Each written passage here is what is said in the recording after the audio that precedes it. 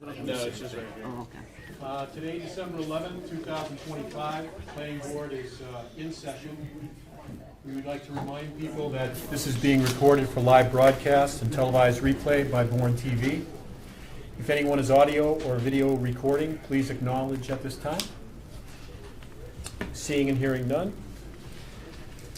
We're going to start with the meeting minutes. Do I have a motion on the meeting minutes? Mr. Chairman, I think the meeting minutes are complete and accurate as drafted. I move they be accepted. Moved Second. from Dave, second by Liz. Any other questions? Take a vote. Amanda, acceptance of the Yes. minutes? Jim? Yes. Chris? Yes. Liz? Yes. Dave? Corinne? Yes. Chair votes yes. Unanimous, minutes are accepted. Next up, request for lot release, lot number 2 Crestview Lane. Corinne? I make a motion to re-release Lot 2 at 2 Crestview Lane. Okay. Second that. Motion by Corinne, second by Liz. Any questions from the board? Do we go to the public on this one? Okay. Take a vote. Amanda, to release Crestview Lane. Yes. Yes. Jim? Yes. Chris? Yes. Liz? Yes. Dave? Yes. Corinne? Chair votes yes. Unanimous. Okay, next up, application for site plan review, 431, 451, 461, 471 Scenic Highway. This is site plan review number 03-2021A, continued from 10/9/25. The application is to amend special permit SP number 03-2021A. The existing special permit is for a shared driveway to 3 lots. The request is to modify the shared driveway to access a 4th lot per zoning bylaw, section 3342. The lots are located in a residential 80 district, R80, scenic development district, and traffic management district. Jay, Yeah, sure. this project is being continued to January 22nd. Okay, we have a continuance. Continued to January 22nd.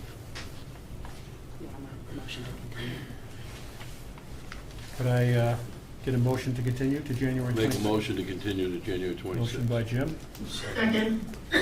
second by Amanda. Any questions or comments? Is this still out to the public? Okay. Seeing none, hearing none. Amanda? Yes. Yes. Jim? Yes. Chris? Yes. Liz? Yes. Dave? Yes. Corinne? Chair votes yes. Unanimous. Continue to January 22nd. Next up, application for special permit, SP number 16-2025, continued from November 13th, 2025, 21 Canal Street. Application for a special permit, SP number 16-2025, for natural cover removal of more than 10,000 square feet per the zoning bylaw, section 3570.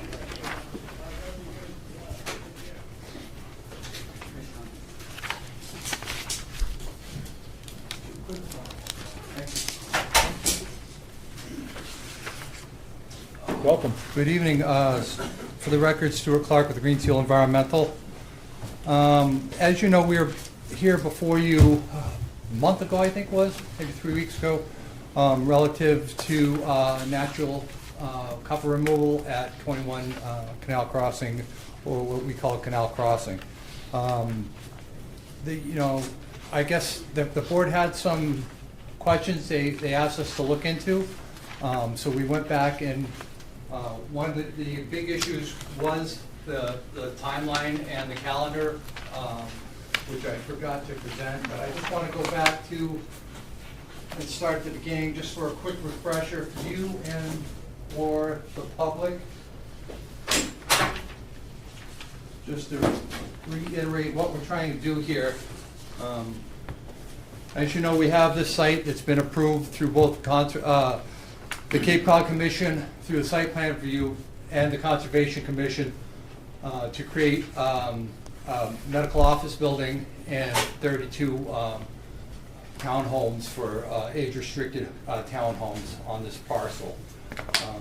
It's been both reviewed twice, as we had the first original filing had an assisted living building that has been since removed.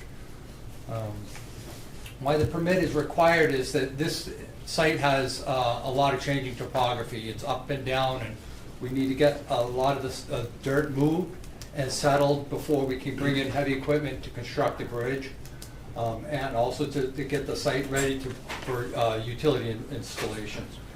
The green area shown on this plan, I'm sorry, the green area shown is natural cover in the buffer we're going to be leaving.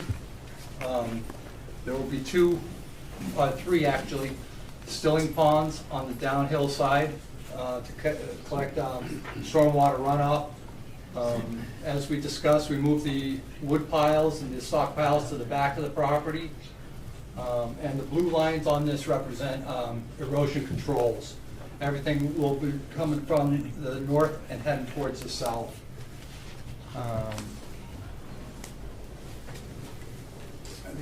I guess the intent of the bylaw is for projects like this where building permits haven't been pulled yet.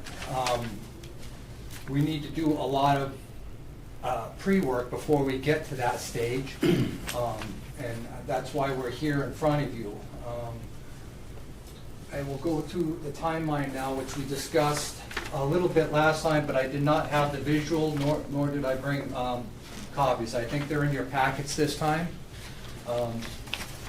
We're looking at Q1, Q2 of 26 to get the land cleared and do the heavy earthwork. We're going to have to move a lot of the material to get the site suitable, to get cranes in there and begin construction of buildings, utilities and such. Beginning in Q2, we're going to be prepping the site for the crane pads, getting the crossing set up, getting bridge material delivered, foundations poured, and bridge construction through the end of 26. Beginning in 26, 27, we're going to be starting running the utilities, water, sewer, septic, and that's going to take us 3 quarters. From there, we're going to go in and start the medical office building, and that's going to be 3 quarters to put down the pad and construct that building. Then we're going to go in, and concurrently, there's going to be some work on the townhomes and the clubhouse. So we're looking to start here in 26 and be done in 29. So it's like a 3-year window here to get this work done. And I think that's about it. We did send in a letter from our attorney that also addressed some of your concerns. And I would be happy just to go through those real quickly here. The board was concerned about construction access. And we did agree that there will be no construction traffic taking a left out of this project. All work will be coming up Canal Street. Dust control will be managed, water trucks, wood chips. I have PSC group here, and they can, talk to you about logistics of how to get that stuff done. The construction hours proposed in the letter from our attorney mimic the ones in the special permit for this project. Any debris we have will be removed, daily, or put in, containers. All the limits of work are going to be staked by survey. It's not just going to be eyeballed. I talked briefly about the erosion control management. Other than that, I think that addresses the board's concerns, and I'd be happy to answer any questions. And I have, like I said, PSC group here. They can answer any questions this board may have. Thank you. Thank you. Any members of the board have any questions? Mr. Chairman. Dave? I'm very interested whether the cuts and fills can be segmented into two separate phases. If you go back to your schedule, when do you anticipate getting a building permit for the medical office building? That looks beginning of second quarter of 2027, a year and a quarter from now. Is that to give time for architectural development? Yes. Have you seen the note from some members of the Conservation Commission? I have not. Should I read it? I want to read this, and they take pains to emphasize that this is not a ruling of the board. There was a meeting December 4th, 2025, and abutters presented their concerns about the impact of winter clear cutting on the hibernating eastern box turtle. They go on to say, we reviewed the permit application via recording, recommend all clear cutting work be tied to building permit approvals, as there is concern of clearing, grubbing, filling, and regrading without subsequent construction, effectively destroying habitat with the possibility of no resulting public benefit. This phased approach also prevents erosion issues that may impact the wetland and buffer zones on site, which are common in situations where heavy groundwork has been done and construction has not occurred for some time. Bullet point. The purpose of the bridge is access to the medical facilities. Clearing of the north section should be done once building permits are in place for both the bridge and the medical facility and/or foundations. Second bullet. The condominium work on the south side is separate from the medical development and bridge, thus clear cutting should be treated separately and similarly. They make some valid points that the ground looks like it will be exposed for 2 years. Is that approximately right? I can speak to some of this too. Yeah. See, my question is, Yeah. can we break the landfill, cuts and fills into two segments?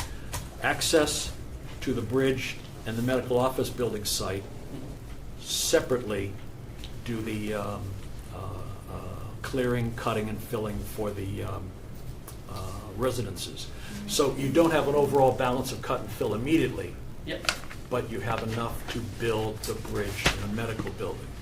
Yeah, the way that the site is set up, to be able to build the access roads and be able to get, there is a significant cut and fill on the site. To be able to kind of come in and try to do it piecemeal would be extremely inefficient. You're not going to really be able to hit many of the laydown areas that we need to be able to hit. You're going to be, it's certainly not the way that the project's intended. Here's what I'm getting at. I Yep. think I'd love to see a study of a phased clearing and cuts and fills. For instance, and I'm just making this up as I go along, access from Hunter Brook Road, and even if you have to have relatively steep sidewalls, up to what do you need for laydown areas? Love to see a drawing as to what do you need for laydown staging areas and access to the bridge, and show us the impact of that at the minimum required. And later on, you clear, once you have building permits for the residential units, clear, balance the rest of the cuts and fills. Then, I'd like to see a study. No, understood. From our perspective, we've got, it is a balanced site, but it's not one, I could understand your perspective if we were coming in and you could take a chunk of material out if there was a heavy cut on the front end of the project, but this is, but given that it is a balanced site and the way that we need to move the material on the site, I'm certainly not, in a position to say that we would complete that study. I'd, like to hear, I guess, what the other, members of the board would feel, but that's. I think the key point that they kind of dance around here is, what if 18 months down the road, the project goes belly up for whatever reason after this area has been cleared? It's a agree. concern. I agree with that. Well, I think one piece of it, we're ready to make commitments, you know, on the bridge, we've been holding back from, you know, initiating the initial deposits to get everything that needs to get going on the bridge. There's no intention for this, and I understand what you're saying of, for whatever reason. But for the purposes of, you know, we at the same time, I don't think we can assume that the project's not gonna move forward. There's full intention. We've, you know, we're fully intending to keep this project moving forward. I think the schedule too, what was, you know, maybe misunderstood at the last meeting is that how the flow of this project is consistent throughout the entire timeline in terms of presence on site. There's going to be consistent activity. This isn't something where we're looking to clear the site and then, you know, there was a fear in the last meeting of clear the site and then there's 6 months where nothing's happening on the site. This is constant activity that's going to be going on. We need to have, you know, these areas available to us to be able to, you know, there's significant parts of the project. We'd like to push this whole schedule up as much as we can too. This is very linear, the way that we're presenting it right now. We'd like to accelerate this as much as possible in terms of, you know, there's areas when the bridge getting worked on, the water mains, you know, and other utilities can be going in that are going to be necessary for this entire project. So, you know, for the purposes of putting together a schedule, things are typically shown quite linearly, knowing that, you know, we're going to, you know, we want to be working as concurrently on other operations as much as possible. So that's really the intention that we're looking for. I'm just concerned about the housing, building permits being out there in, is it late 2027? Early 27. Early 27. In terms of the MOB, I mean, again, I'm you sorry, know, we're looking the at residential, on the residential. Yeah, building the residential, you know, would follow. Yeah, I mean, there's gonna be a lengthy time, you know, period of time. I don't have the exact day that we're looking to be putting in the building permits, but See, that's just- everything's worked back from, you know, this is, the intention is to keep everything moving and flowing in the field throughout the whole project. Can Getting we- the site to a point, you know, with the MOB where it is, it's clear, you know, there's really a shape that the site is starting to take that, you know, is gonna allow, you know, people to come in and take a look at this and say, okay, this is the way we wanna build this, let's get these drawings going, and then absolutely moving forward towards building permits.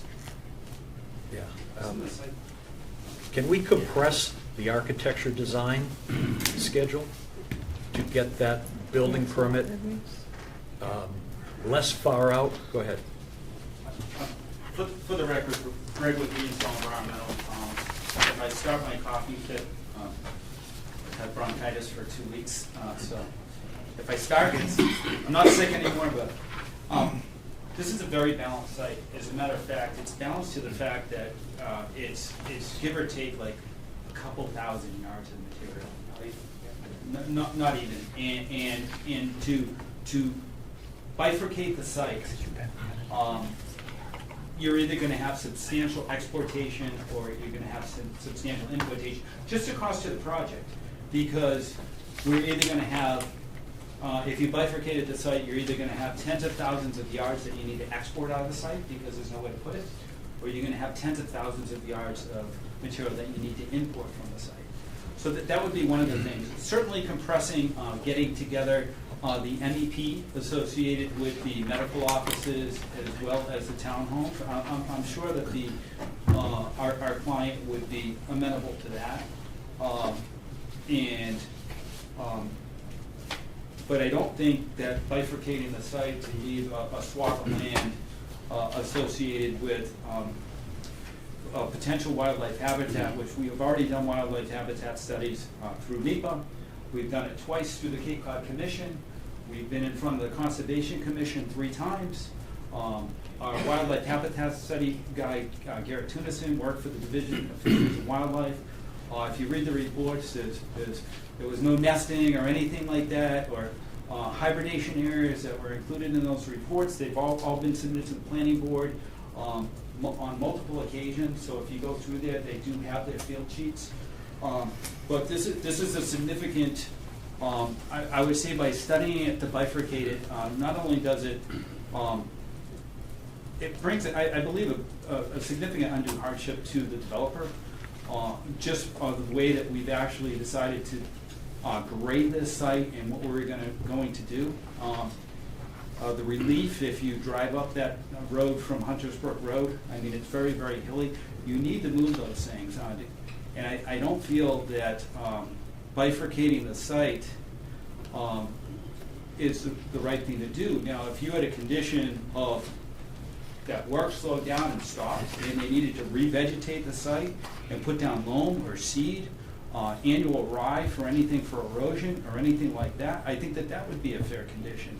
But to not grub and stump and having contractors come in twice, which brings up the cost, mobilizing your D8s and your excavators multiple times so that, you know, they have to leave the site, come into the site, as well as paying for extra fill and everything like that, it's a significant cost, and we're not talking like $100,000, we're probably talking well over $1 million. So if you take a look at the conditions and you're concerned about something slowing down, I would look at the conditions of what happens if things slow down. I believe Liza Cox alluded to that in the letter, and that I believe that, you know, if you're concerned about having a non-functional site, then they should have the requisite amount of loam.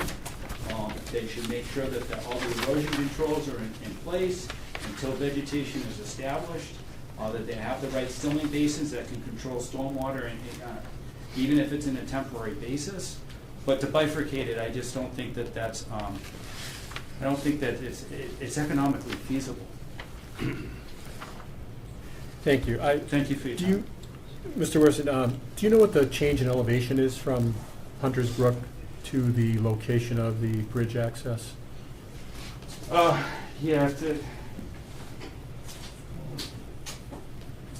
we're looking at like 35 there, and you're looking where the, 50 here. yeah, it's That drops to 50 Yeah. here. 25 feet. 25. 25 feet. I don't think that, you know, I think we share some concerns because we've seen things happen in the past nearby here. You have. And it's not just a couple of the Conservation Commission members, you know, sending a note of concern. Concern is the runoff, the, you know, erosion of erosion control over time, and your own timeline is showing about 2 years of non-vegetated, cleared, most likely sandy conditions. We all know what's been happening with the change in the storm patterns and heavy rains and so forth. And, the change in elevation would have an effect on the amount of runoff that It would would be lower saved. it actually, by leveling the site, and we did look at it, and we've also done some stormwater calculations for those settling basins that do handle it, not taking into consideration residency time of going to those basins. So we have taken a hard look at that. By actually leveling off the site, you're increasing residency time versus you know, dealing with the topography that you're dealing with today, to tell you the truth. So that was one of the things that we did look at. We do have the calculations. If the board wants them, they can have them. So we did run those. But to, you know, what needs to go through the site, I mean, we're doing some water looping. It's going down, you know, it has to go over the bridge, it has to go down. You're running in utilities, you're running in stormwater controls that, you know, are, you know, some of them are shared. I don't see how you could functionally make this without significant modifications and significant cost to this already expensive project. I get it. also don't see how, without having a permit application in for at least the bridge, the time for that to be constructed for you and delivered to the site and the construction of it, to want to clear the site completely. The permit application, well, we already have the approval from the Conservation Commission. Obviously, we need something from the building department from them. Yes. I mean, the normal order of things would be you get your permit and then you would put the deposits on the construction of the bridge materials and structures. So, don't really understand why the application for a building permit isn't part of this. Well, maybe not for the structures, but certainly we can expedite the building permit for the bridge. It's kind of a plug-and-play bridge. It's a prefab bridge. besides the footings. And we've already done all the geotechnical work for the bridge, so the design is there. So, I mean, So- that could be submitted pretty easily. And getting the permit for the bridge, tell me about the grading around the bridge. How much fill would you need to build the bridge? You've got an access road, you've got a laydown area, and you've got a bridge construction site. So, how much balancing and cut and fill do you need to do for the bridge? Yeah, so as you come into the bridge, there's some significant cut and fill that has to happen, especially on the east side of the bridge. But specifically, I mean, we've looked at this, obviously, you know, the site as a whole in terms of exactly how we said. I mean, by the end of the project, how balanced the cut fill is less than 1,000 yards, you know, based on I what get we're at now. that, but the bridge has a pretty small footprint. Mhm. Well, I mean, to be able to get to it, right, we've got to obviously have access on both sides. Sure. You know, as I guess I just reiterate everything, you know, really that Greg just mentioned. You know, I understand, you know, in terms of the building permit for the bridge, but you know, we're looking to expedite as much as we possibly can. But the cut fill is significant throughout the site, including around the bridge. Sure. Corinne? Corinne? A couple of things. On the last meeting that we had, I had made a suggestion about having periodical updates to the board. And I think once you begin the construction, then we can put a date on this timeline. And then at, you know, I don't know how often, I think we need to talk about that, but it does talk about the land clearing, and it shows 2 quarters for the land clearing. So I think maybe at the end of that, we take a look at it. Are they on schedule? Is there any disturbance? Do they proceed, or do we put a hold on it and maybe rectify whatever needs to be done? So I think that's very important that we have updates before it gets away from us too far. That's one. The other one is they also submitted a letter from Eliza Cox, and it has some conditions that they propose we incorporate into this. Because we talked about, when we did site plan review, we had certain conditions, and I suggested we carry those conditions over into this project.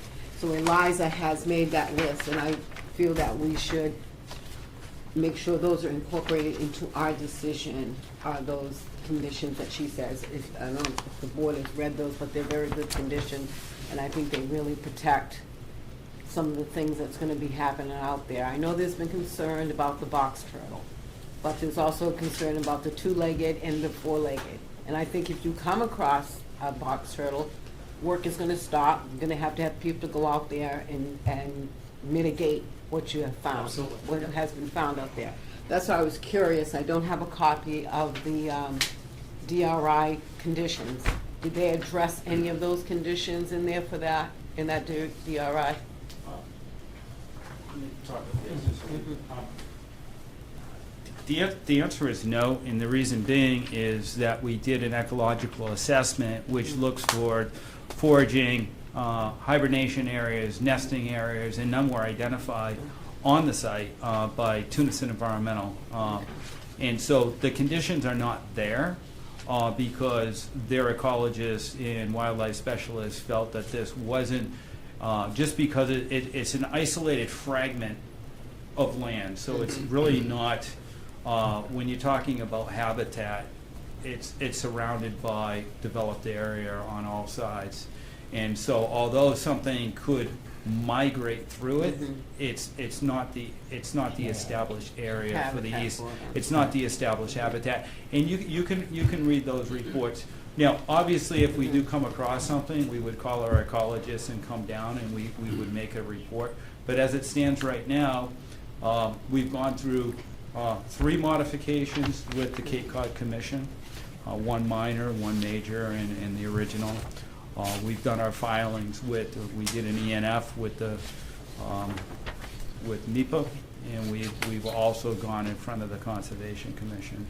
already. Well, I know that a lot of times the Cape Cod commissions set certain things when they release you to go a little bit further. Do they have those in your decision also? Yeah, there's certain things that we need to do with respect to notifications. A lot of it has to do with, COC type, certificate of occupancy type Compliance, things.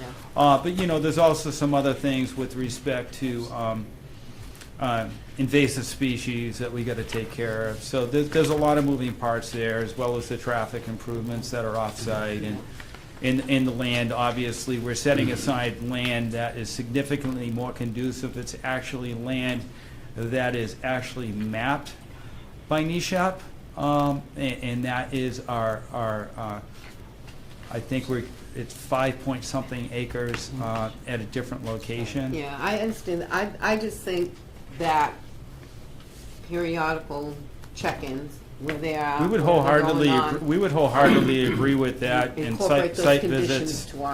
to our decision. And obviously, also the right, the right for the board to open up and impose new conditions if we're not following what we said we would do. I mean, I think that would be fair, but, I don't think bifurcating this site at the 11th hour when we're really trying to move forward.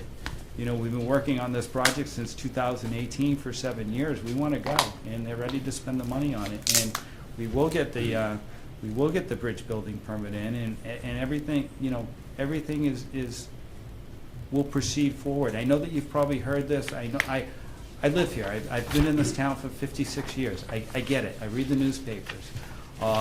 Am I highly confident that this project is going to go through? Yeah. If I wasn't, I wouldn't be saying here. I wouldn't be saying this in front of you guys. I come in front of you a lot of times. I'm confident that this is a project that's going to be successful.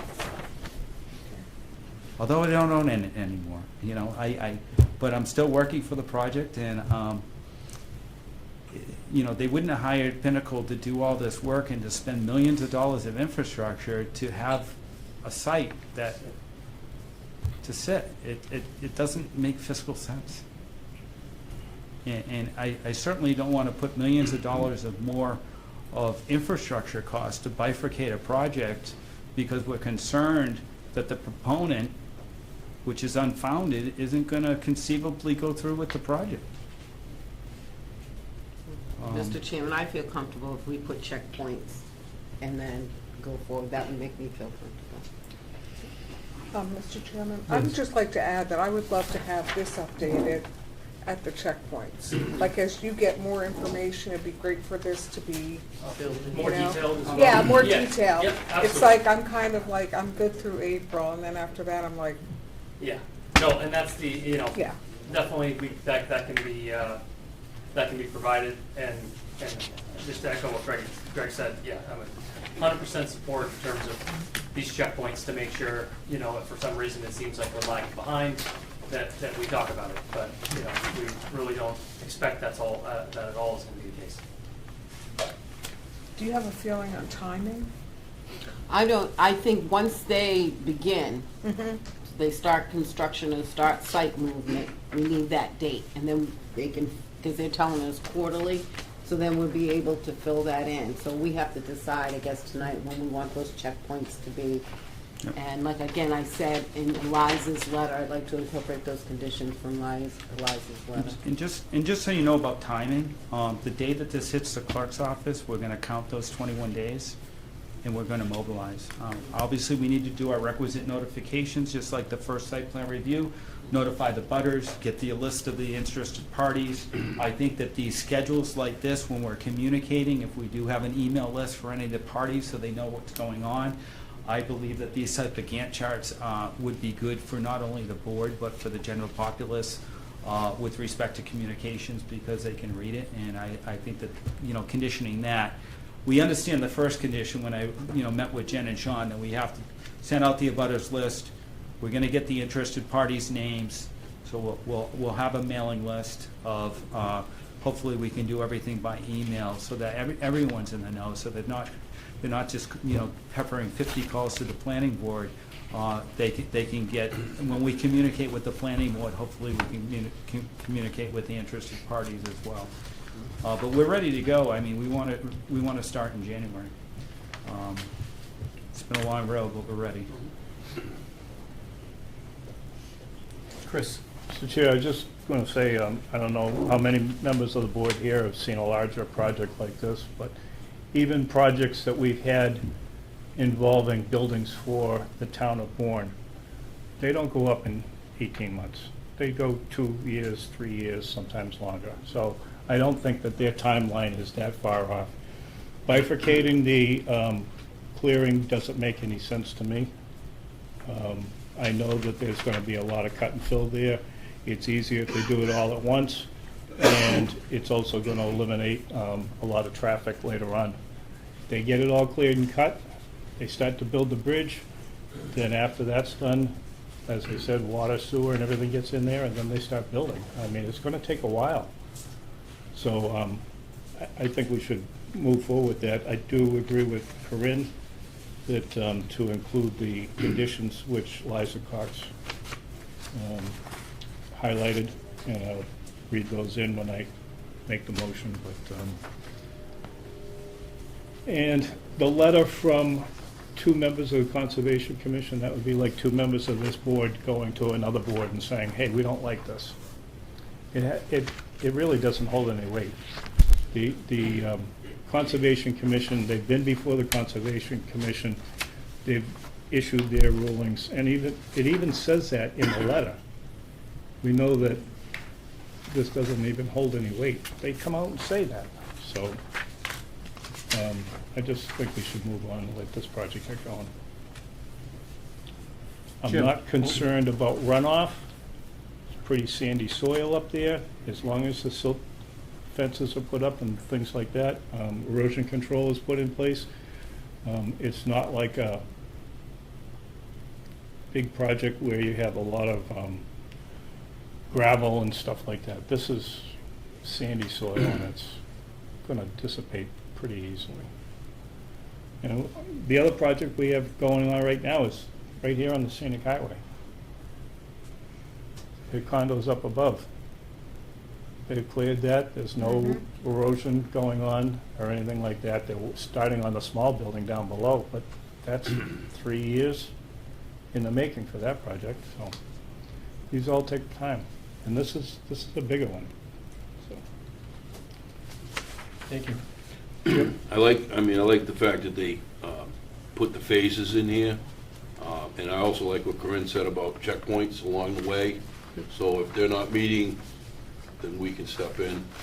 I would like to see a building permit for the bridge before anything goes forward.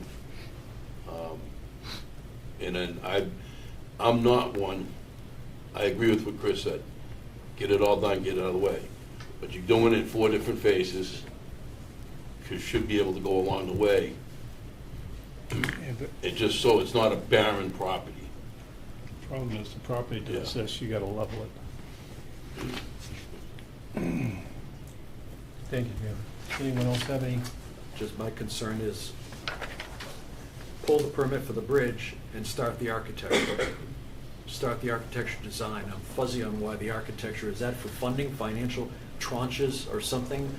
It's just odd that the architecture is out a year plus, the architectural development. Well, it'd be similar to doing like a subdivision, right? If you're gonna put in a subdivision road, you're gonna clear more than 10,000 square feet to get the road in, before you ever pull a building permit for one of the houses.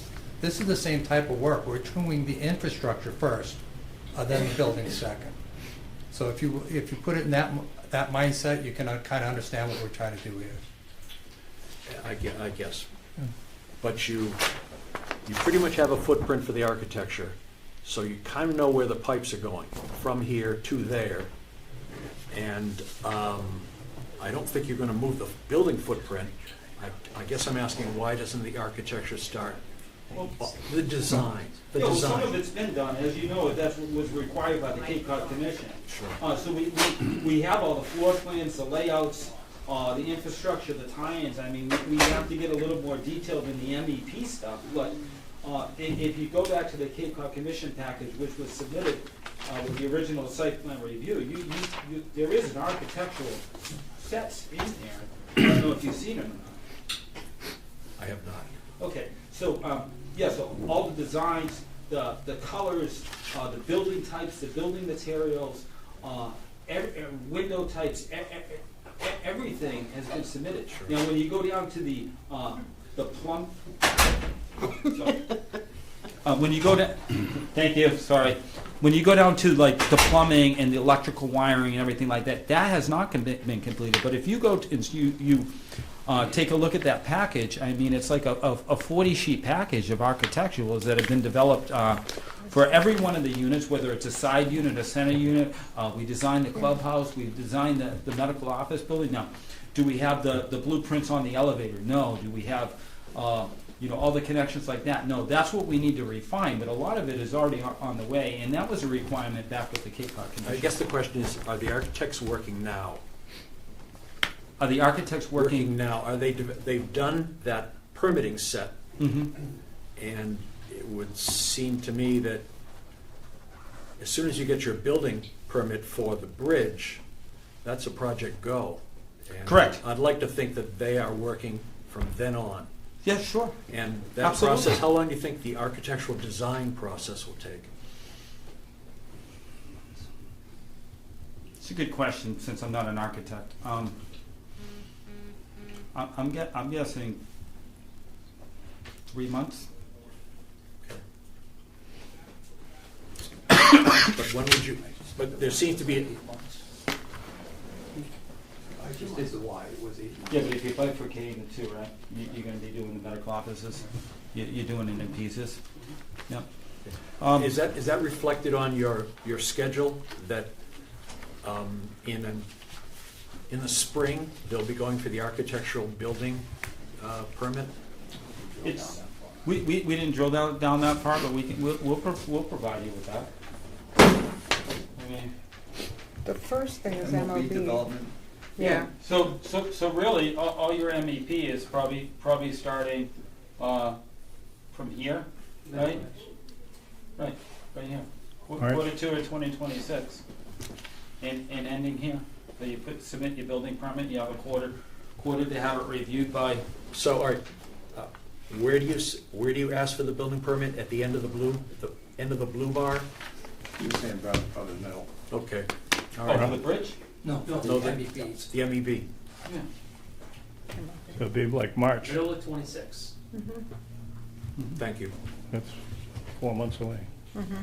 So I think updates That's will a be good good. check-in. Are they, Yeah. is it, still in line? Can we, are we gonna be this? I think, That'd be a milestone. I think so.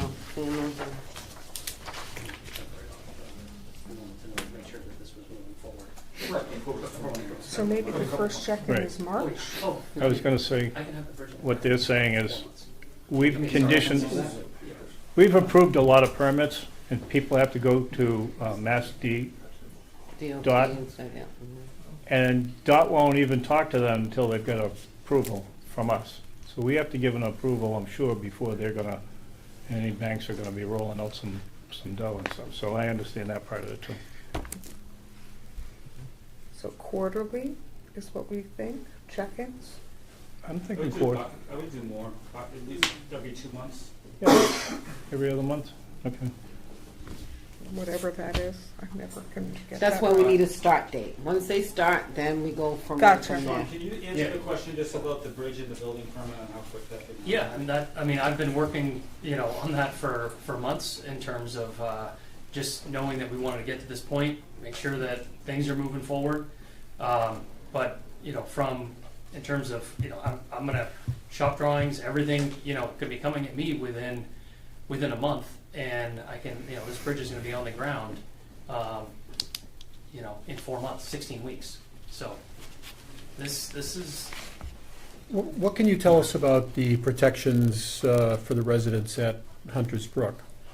I know you're showing detention areas and so forth. We know that with runoff, they can fill with sediment.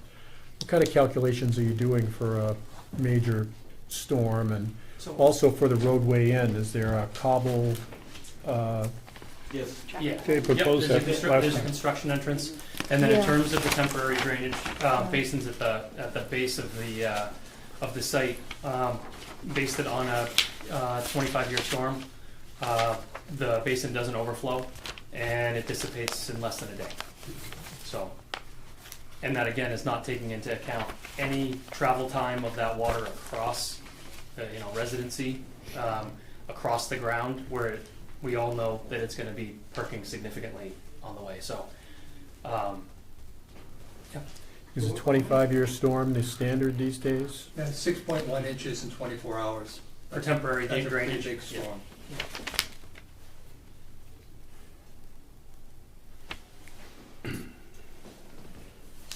Anybody else on the board have any questions or comments?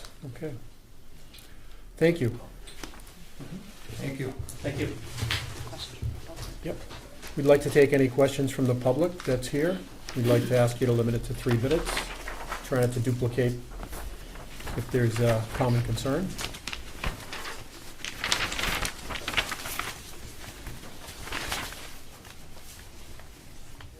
Hi, Judy Froman, Sagamore Beach. I guess I'm here representing the turtles and the neighborhood.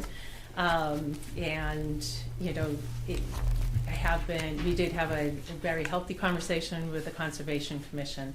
The sightings of the turtles did end up happening, last minute. It was in, October. So there wasn't time to go through the significant steps to alert all the people, although we did submit the photos and the sightings to the Natural Heritage. We did meet with Conservation Commission, and although there was not time for them to write a letter that was a letter that was supported by everyone at the meeting, they were very positive to the sentiments that were in the letter. And I know that they asked that the letter be read in the record here at the meeting, and it was read partially, and I respectfully asked that it be read completely.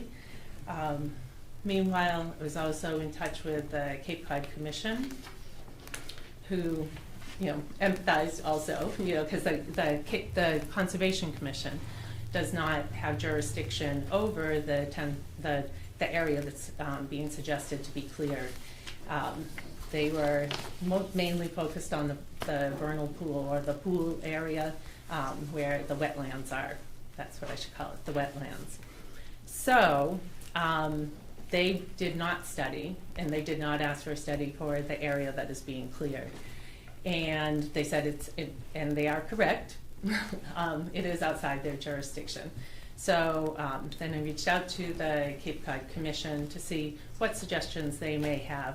And, basically the suggestion is an appeal to the planning board, to you folks, that the clear cutting be delayed until spring, until March, when the turtles would be coming out of hibernation and they could be saved.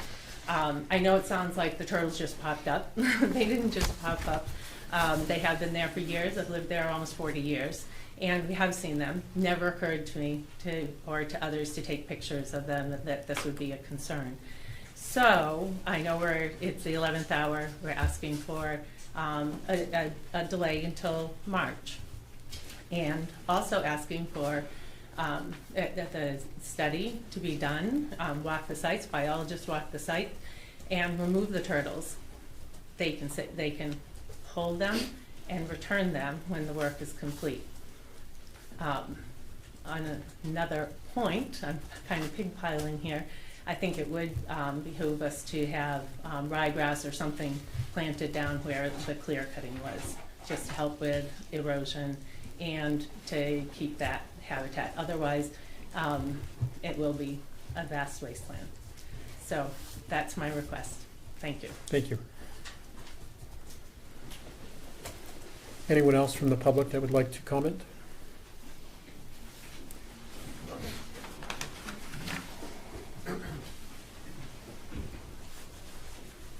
Thank you. Michael Toomey, Sagamore Beach. Again, we all came to this the 23rd hour, but I just want to reiterate that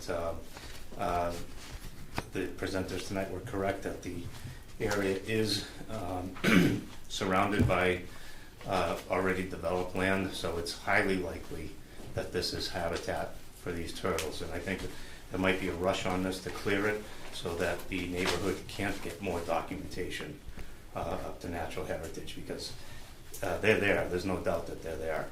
But I agree with what Judith just said about maybe delaying 4 months just to see. I know they did a study, but they obviously missed it because they're there. So, and I agree with the other planning board members that said that the permit should be there before the clearing. So, thank you very much. Thank you.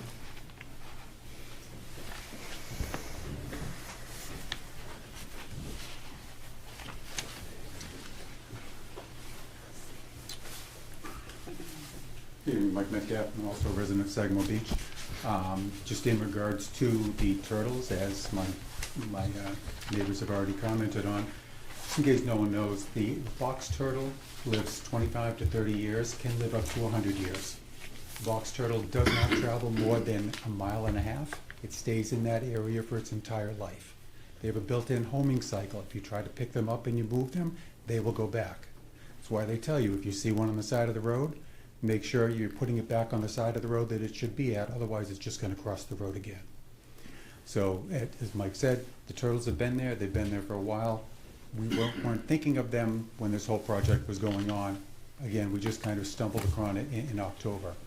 The only other comment I want to make, at the last meeting here, a comment was made saying that the pictures that we had of the turtle could have been doctored, or they could have been manufactured, or the turtle could have been planted there. And I take umbrage because my neighbors and myself, we're not sleazy like that. We're not going to go to the extent of finding a box turtle and putting it on the premise and go, oh, now you guys have to stop. So I just want to say that when those comments are made, they're a detriment to the character of the neighborhood. Thank you. Thank you. Any other comments? Hearing and seeing none, we will close the public comment. Can I just ask one more Process? question? Corinne? I don't want to just dismiss the concerns about the box turtle, okay? But who went out there, who are the professional people that you're basing your information on that went out there and did these sightings? And, you know, I guess that's what we're kind of, because if just a neighbor can go and see the sightings, but the people that are paid professionals aren't seeing it, that just It was concerns me. Tunison Environmental, and if you go to, they have their data sheets in the back of what they were looking for, nesting areas and refuge and areas where they would go. So it was Tunison Environmental. They were a subcontracted independent third party that actually went to this. And this was reviewed by the Cape Cod Commission? Twice. Twice yes. by the, because I'm not And it a was also professional, It was so, also submitted to the Conservation Commission, and it was also submitted to this planning board during every filing. because we have to base, I'll say me, we When base, did they do the study? In what month? We have to have the public hearing comment part is closed. So if- Can I answer Corinne's question or no? It was I done just at the wanna make same a time- statement that we- It was done at the same time of year, November. It was done in the month of November.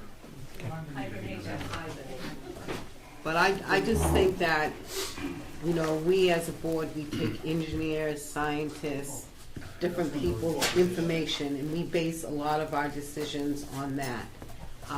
If we start second guessing that, unless there's something, because you know, as much as, you know, we've had a problem with the Cape Cod Commission, they've always been a good resource.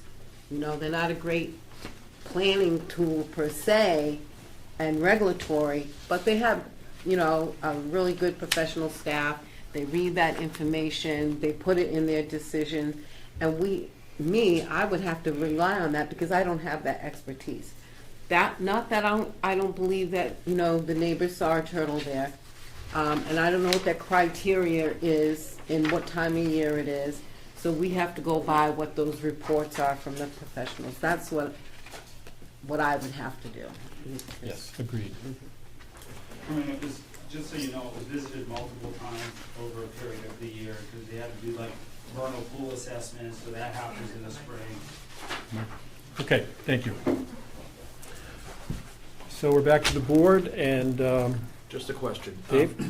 Can you show graphically on the, on a site plan, the rough area of the vernal pools? There is no vernal No pool. vernal There pools. are no vernal pools. There's no wetlands? There are wetlands. As Stu flips over that, you're gonna see the wetland area and also the buffer zone, which is all no-touch zone, and it's on the western portion of the site. This is the wetland here, sir, and this is the 100-foot buffer. We're Okay. 100 foot. Nothing over there on the east side? Correct. thank you.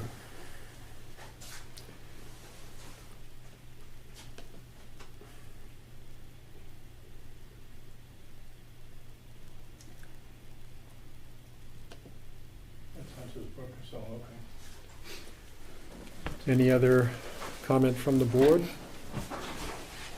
Questions?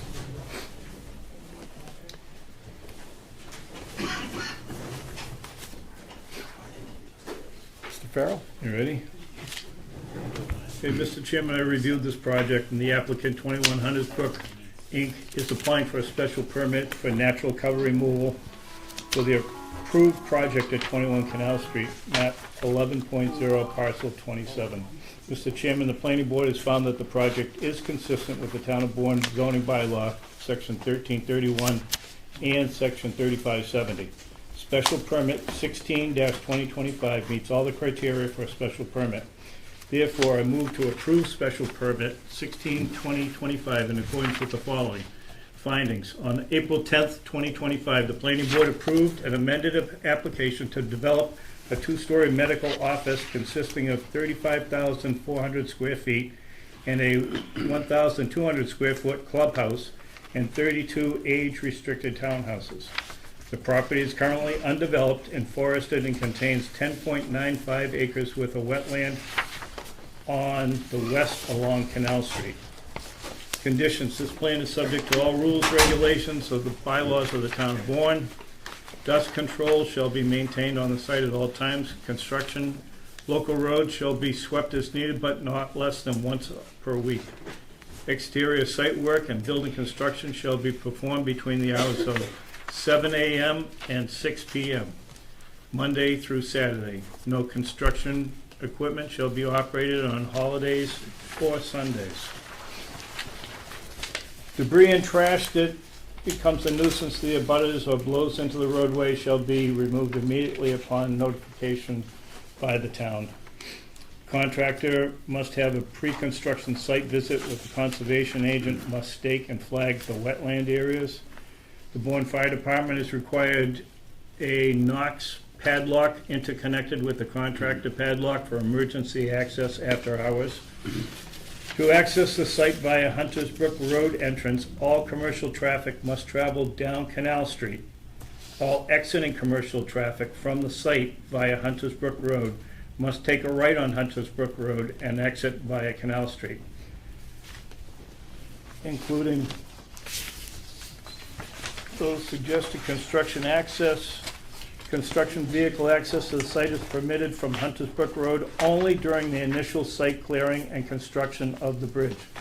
Once the bridge is constructed, all construction site access will be via Canal Street entrance, including access for residential construction of the townhouses. The developer is responsible for directing all construction and delivery vehicles to approach the site using Canal Street. Construction/delivery vehicles exceeding 18,000 pounds gross vehicle weight are prohibited from Hunters Brook Road except during the initial site clearing of the bridge. Dust control. Dust control shall be maintained on the site at all times during construction. Water is needed and shall be used for dust control during construction. Local roads shall be swept as needed, but not less than once a week. Parking restrictions. Parking on Hunters Brook Road and on Patty's Way by construction site vehicles is prohibited following the initial clearing and bridge construction. Construction hours.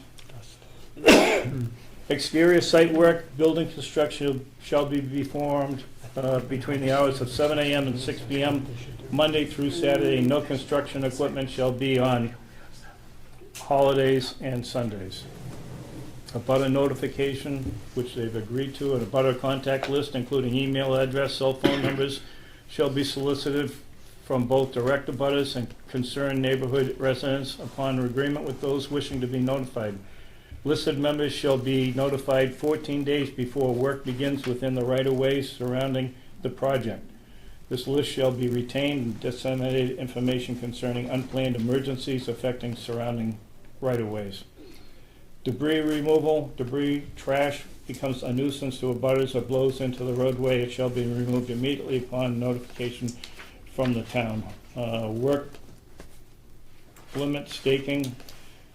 Site work limits shall be staked before site work commences and maintained at all times. If the work perimeter is changed, the planning board or its designee shall be notified immediately. Erosion control and stormwater management, I think we went over it, but it's erosion control shall be maintained on site at all times during site clearing, with perimeter erosion controls to remain on the site throughout the construction, as shown on Plan A, Exhibit A. Further, if a permit decision, the applicant shall implement erosion control and stormwater management actions at the subject property and provide written notification to the board detailing these actions within 90 days of the 12-month anniversary of the issuance of the special permit. The contractor will update the planning board every other month. 2 months. That'll be the motion, sir. It's like after start of construction. After So we start of do- construction, they'll notify us every 2 months. And increase or elaborate on their timeline if it's changed. So those are the conditions that we read in. So those conditions are the ones that Liza, Yep. the second batch that Liza Cox submitted and the proponent agreed to prior to that. We want to Chair, consider yes, could we discuss one additional condition, that is defer the approval until the spring? I'd like to just hear a discussion. any comments from anybody about that? As part of I really don't see a need for it. I don't think they're gonna be down in and around the wetlands, which if the box turtles are nesting, they're gonna be somewhere down in that general area. The cut and fill is all to the rest of the property, and plus that's staked out. They can't go near the wetland area anyhow. Box turtle does not nest in wetlands. No, they don't nest near it, but they nest near it, not in it. Okay. My thoughts are that that has been addressed by the commission. Right. And try to go with professional testimony that we've heard. That's kind of where I'm moving. Anyone else? Comments? We didn't get a second, did we? The apply for a permit for a bridge be a potential condition to add? I think it's on their timeline. It's on their timeline, so once the bridge permit is pulled, then we start our 2-month clock. And we'll be watching it. And if they start construction before that, cut and fills, then the clock will start once they start on that. So one of those two is gonna start the 2-month clock, and I think the proponents have agreed to every couple of months is a good timeline to keep us abreast of what's going on. Okay, we have a motion. I'll second it. Motion by Chris, second by Jim. Any other questions from the board?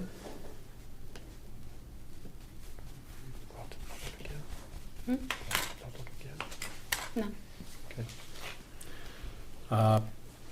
We can take a vote. We have 6 necessary. We have 7 members tonight. If there's any question by the proponent, we'll move forward. And Corinne? Yes. Dave? Mr. Chairman, I'm going to defer to the Cape Cod Commission. And Corinne's comment, I think, is relevant. I'm going to say yes. Liz? Yeah, this is hard, but yes. Chris? Yes. Jim? Yes. Amanda? Yes. Chair votes yes. That's 6. Thank you so much for your time. Thank you. Get 7. Oh, 7, I'm sorry, that's 7. Unanimous. So you can't count. Fuzzy man. Can't count. Thank you for that.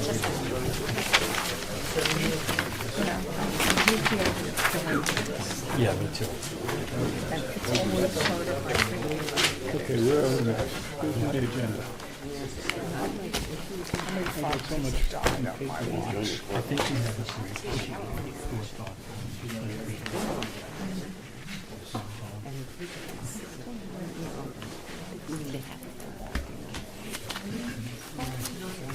Okay, thanks. Thanks. Okay, let's get Kendall Red now. Yeah. That was just.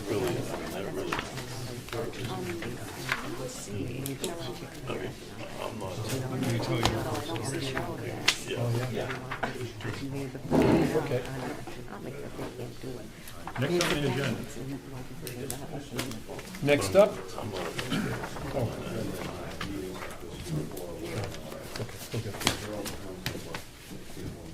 Next up is our enforcement, special permit number 08-2017. Guys, can you take it Excuse me. outside? Thank you. This is continued from October 23rd. What's that?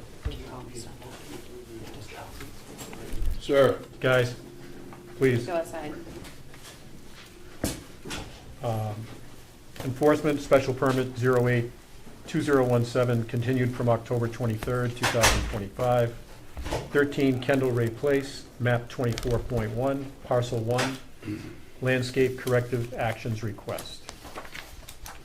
Is there a representative of the proponent here? Seeing and hearing none? Yes. Did Attorney Green contact Planning Department at all? No, we reached out, we haven't heard back. Not heard. Is there anybody outside? No, we would. There's some. I don't know if this is the time to discuss Yeah. next steps. Yeah. And I'll tell you what I would like to do. I would like to engage the select board for a judgment for a real estate lien on this property.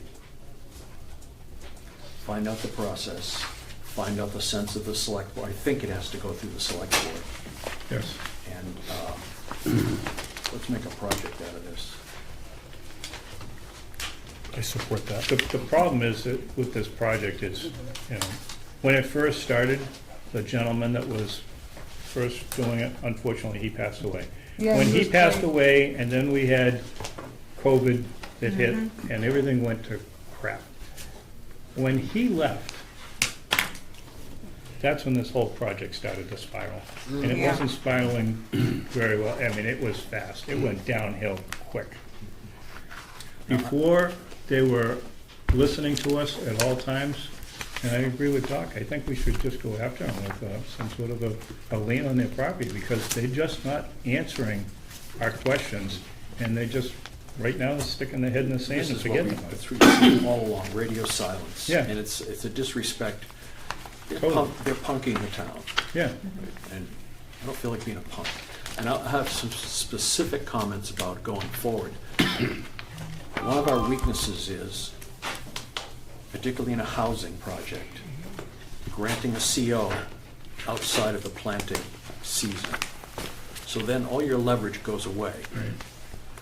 So, a couple of thoughts that I think we should, when someone applies for a CO outside of the planting season, we should start talking about a performance bond. Absolutely. Right then. Yep. And the second thing is when someone applies for a CO, there should be a circuit back to this board so that we get to comment on the degree of completeness. Other departments are concerned about, well, the finish course in the pavement was 3/4 of an inch rather than 1.5 inch. Stop the project for that. But the idea is, who cares about the shrubberies? Who cares about the visual environment? people have put lease money down on these units, and they are putting a screwdriver in my ear to get into that place, and we are gonna give them the CO. And here we are. Yep. You know, we could call this the Calamar rule. That you put up a bond, you go for a CO, and you have not completed the project. And that's a real weakness here. That's all I have. I totally agree with you, and I Agree. do not believe it was the planning board's fault on this. As I you said, don't think- I don't there think was a that's lot of circuits- political pressure going on to get Absolutely. it done and get it open because of. Yes, because of all these people had money down, And who had given up their just- leases COVID messed elsewhere. up their timeline, their construction was screwed up, they switched companies, it was. We had reason to think that they would perform better than they did at the beginning. You Jim? know, but Just, you know, for the little time that I've actually been on the board compared to some of my colleagues, I've seen nothing but problem after problem after problem. And the planting, the sidewalk coming to Main Street, I mean, it's just numerous little things that they weren't checking the box on.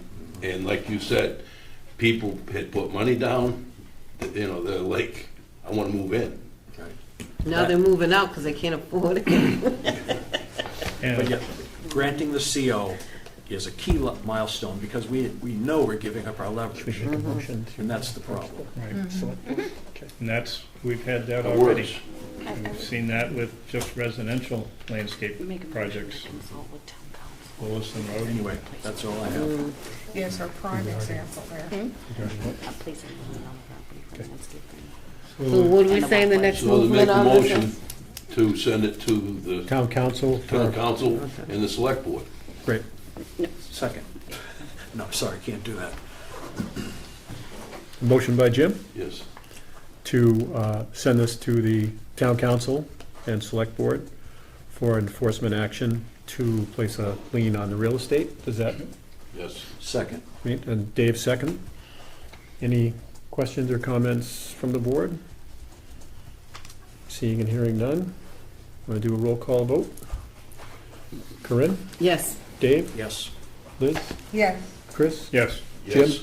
Amanda? Yes. Chair votes yes, unanimous. Next up, application for site plan review, number 18-2025, 45 Barlow's Landing Road. Application for a site plan review, special permit SPR/SP, number 18-2025. The application is for a proposed redevelopment of a parcel resulting in retail with a gross floor area greater than 1,600 square feet, automotive service station, auto glass repair, and contractor bays in a water resource district. Welcome, Mr. Dwar. Good evening, everyone. good evening.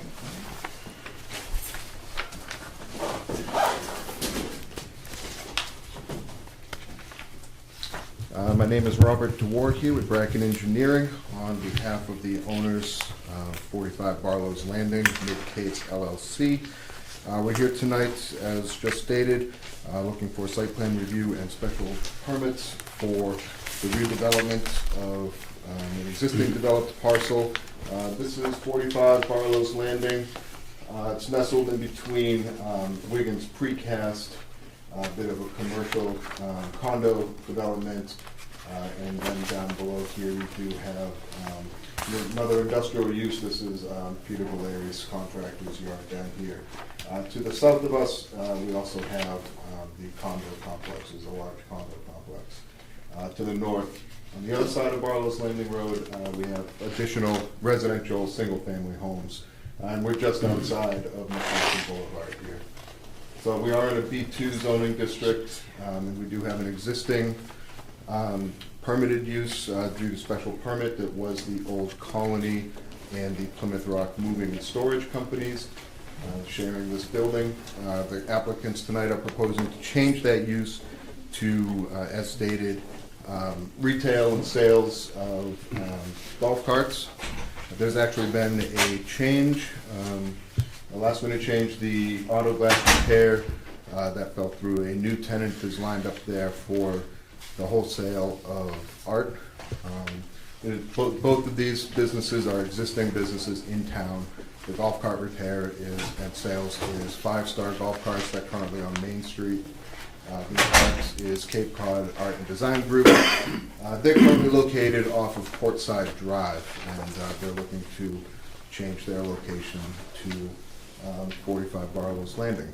So in the rear, there will be 2 additional bays that will be set up as contractor units. One of them is essentially going to be storage for personal vehicles and from the landlord, from the landlord himself. So just to bring up the site plan.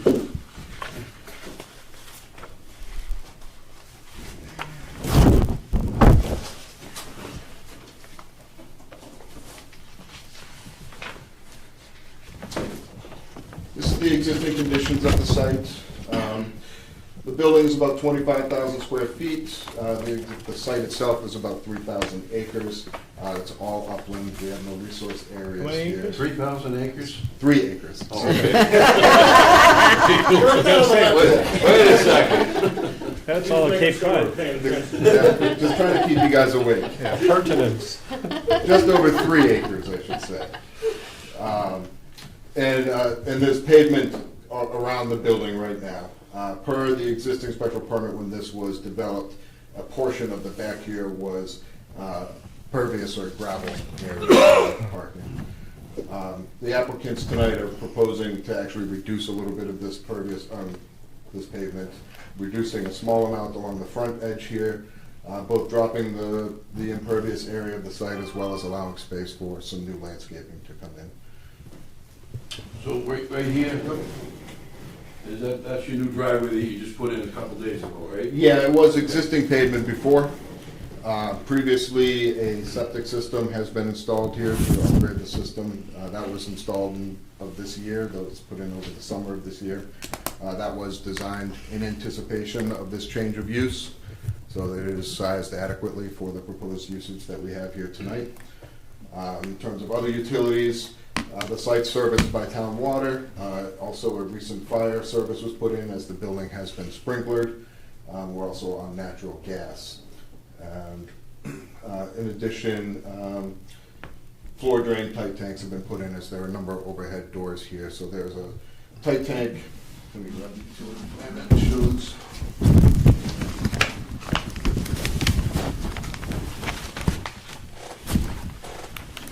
One tight tank was installed as per these plans, and these were approved during the septic installation. This other plan, a tight tank up here that was proposed in this plan and has actually just recently been installed if anyone's been to the site in the last couple of days.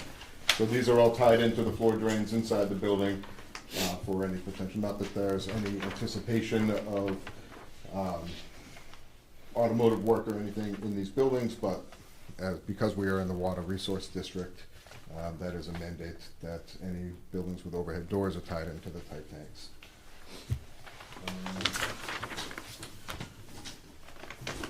My layout plan, excuse me.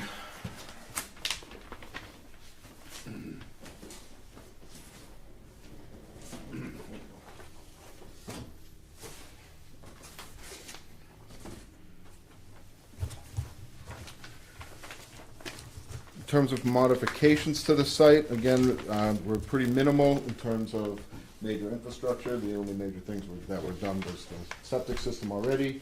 Again, we're removing a portion of the pavement. The other parts of it, including some new dumpster pads for the 4 uses. The golf cart dumpster pad will be located up here. A small dumpster pad for the art warehouse is down here.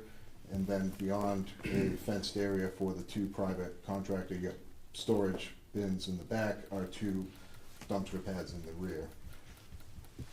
The golf cart storage, much of it will be outside underneath an existing overhang that runs along the north side of the building, or excuse me, east side of the building. There'll be some golf cart storage in the front, not storage, but display for retail purposes along the street. One of the initial comments we received from the review was questioning how many carts would be on display. There would be approximately 20 carts on display. It's about a 40-foot wide area, about a 20-foot deep. The carts would be probably 10 across and about 2 deep in that area. So, that still leaves plenty of room for the required parking on the site. The parking has been divided up per the uses, so the required parking for the golf cart retail area is in the front. Parking for the now art warehouse and wholesale area is along the side here. And then the parking for the 2 contractor bays in the back is along the side. And then additionally, there's about 4 spaces in the back here for employees for the golf cart area, just to leave the front for any potential customers. Generally speaking, the improvements here are just to modernize and improve in a somewhat, not dilapidated, but a worn-out site that's been kind of, it's seen better days. So, in terms of stormwater, there's 2 existing swales, one to the east, one to the west, one to the east, and then they're going to be maintained. The roof runoff all drains there. They seem to be operating very well. There's been no sign of any backup, and we're not increasing our pervious coverage by any amount. So we are requesting a handful of special permits as part of this.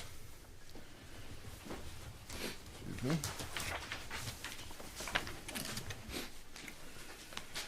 We do need special permits for the uses. One of them, in accordance with section 1330 and 2200 of the bylaw, we do have a special permit request for the retail sales having a gross floor area greater than 1,600. That is for the golf cart sales. We do have a special permit request for the contractors' yards. That would be units B, C, and D in the back. And then a change from the initial request for the automotive repair for the auto glass shop. That would be modified now to the wholesale and bulk storage of items, which would be the proposed art storage and warehouse. Additionally, because we are in the water resource district, 2 additional special permits need to be requested. Both of those were previously granted, and our permits requests are to maintain them. One of them is to maintain more than 40% of pervious area, or excuse me, impervious area. We have an existing percentage of 66.4. We're reducing that down by about 1,000 square feet to get us down to 65.6. So 0.8% decrease there.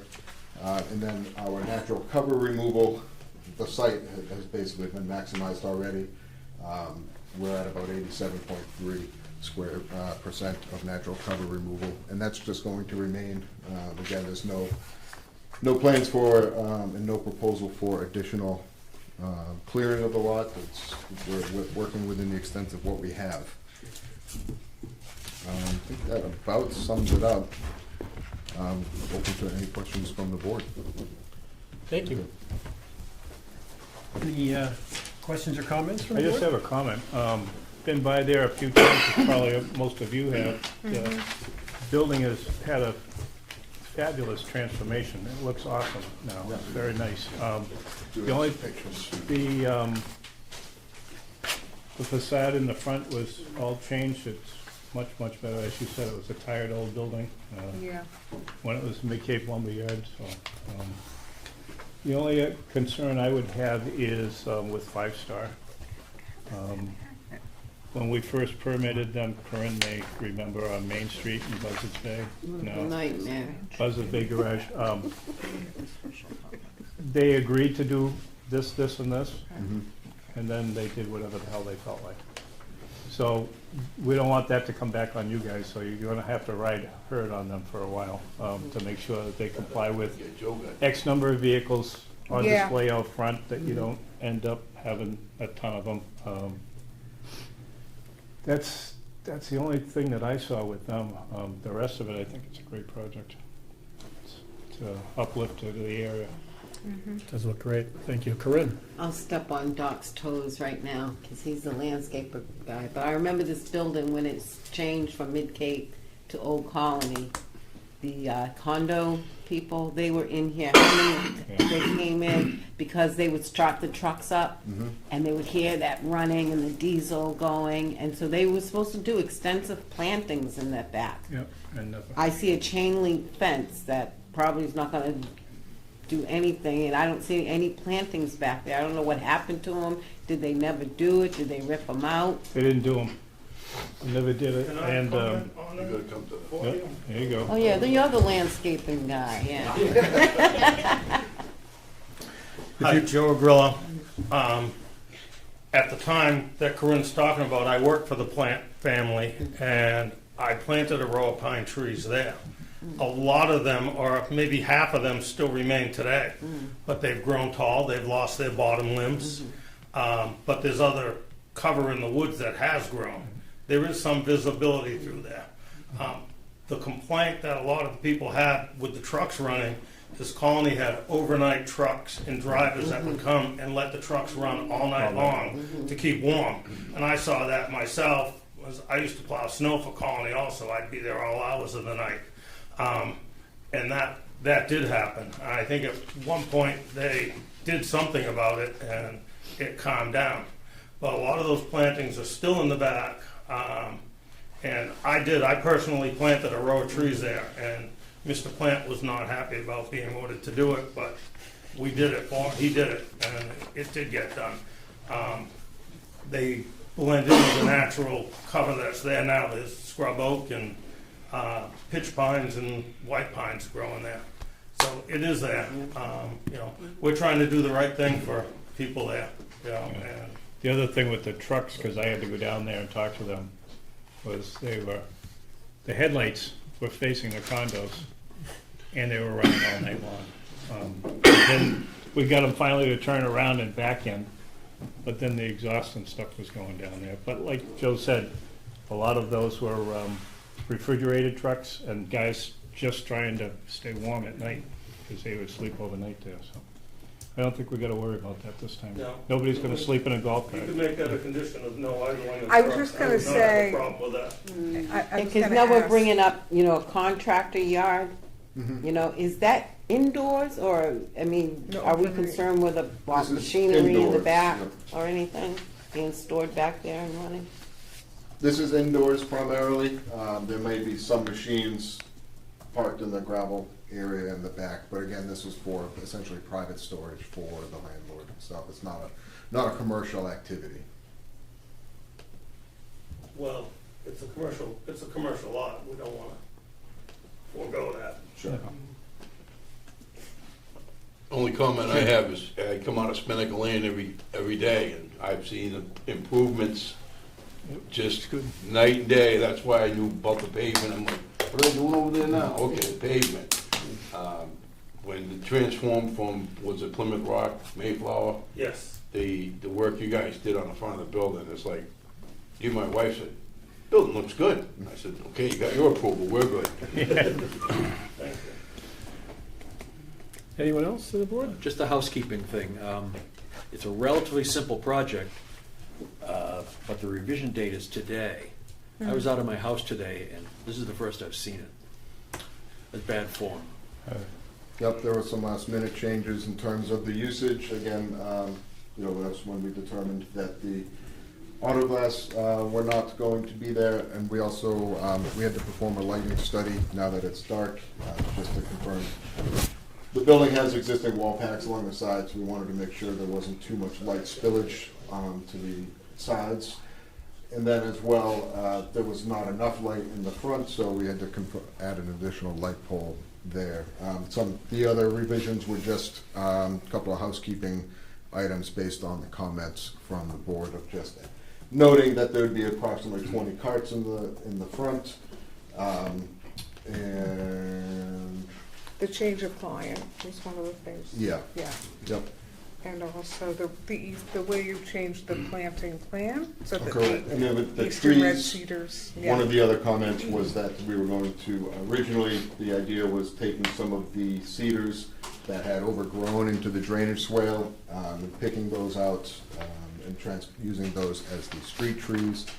Rather than losing the screening that they've created between the adjacent properties, the applicants are just going to plant new trees in the front, a mixture of London planes and red oaks. Yeah, it's a good choice. That stuff's good. I can see you using low stuff so you don't obscure the views of the carts. And transplanting mature trees is a crapshoot. No one's going to guarantee that, so Yeah. that's not money well spent. Well, and that brings up one more thing, which is we're asking for a I'm gonna put that in the conditions. We did change that on the plan as Yeah, well. to yeah, I know, 3 and I years. know it was discussed, but a 3-year guarantee on the landscape plantings. We're asking for that. Yeah, I was the reviewer on this, and I know it came in very late, and I, Chris mentioned the possibility of continuing, and my thought was, this is really much more in response to our comments than it is anything else. So I mean, I can understand the last minute a tenant change, you get Yeah. that. But your light spillage and stuff, that should have been done. And that was a concern Right. of and a butter. I don't know if they're here, but, it sounds like you've looked at it, and that's important. So with a 3-year guarantee, ongoing maintenance, a lot of people, commercial users saying, I'm focused on business.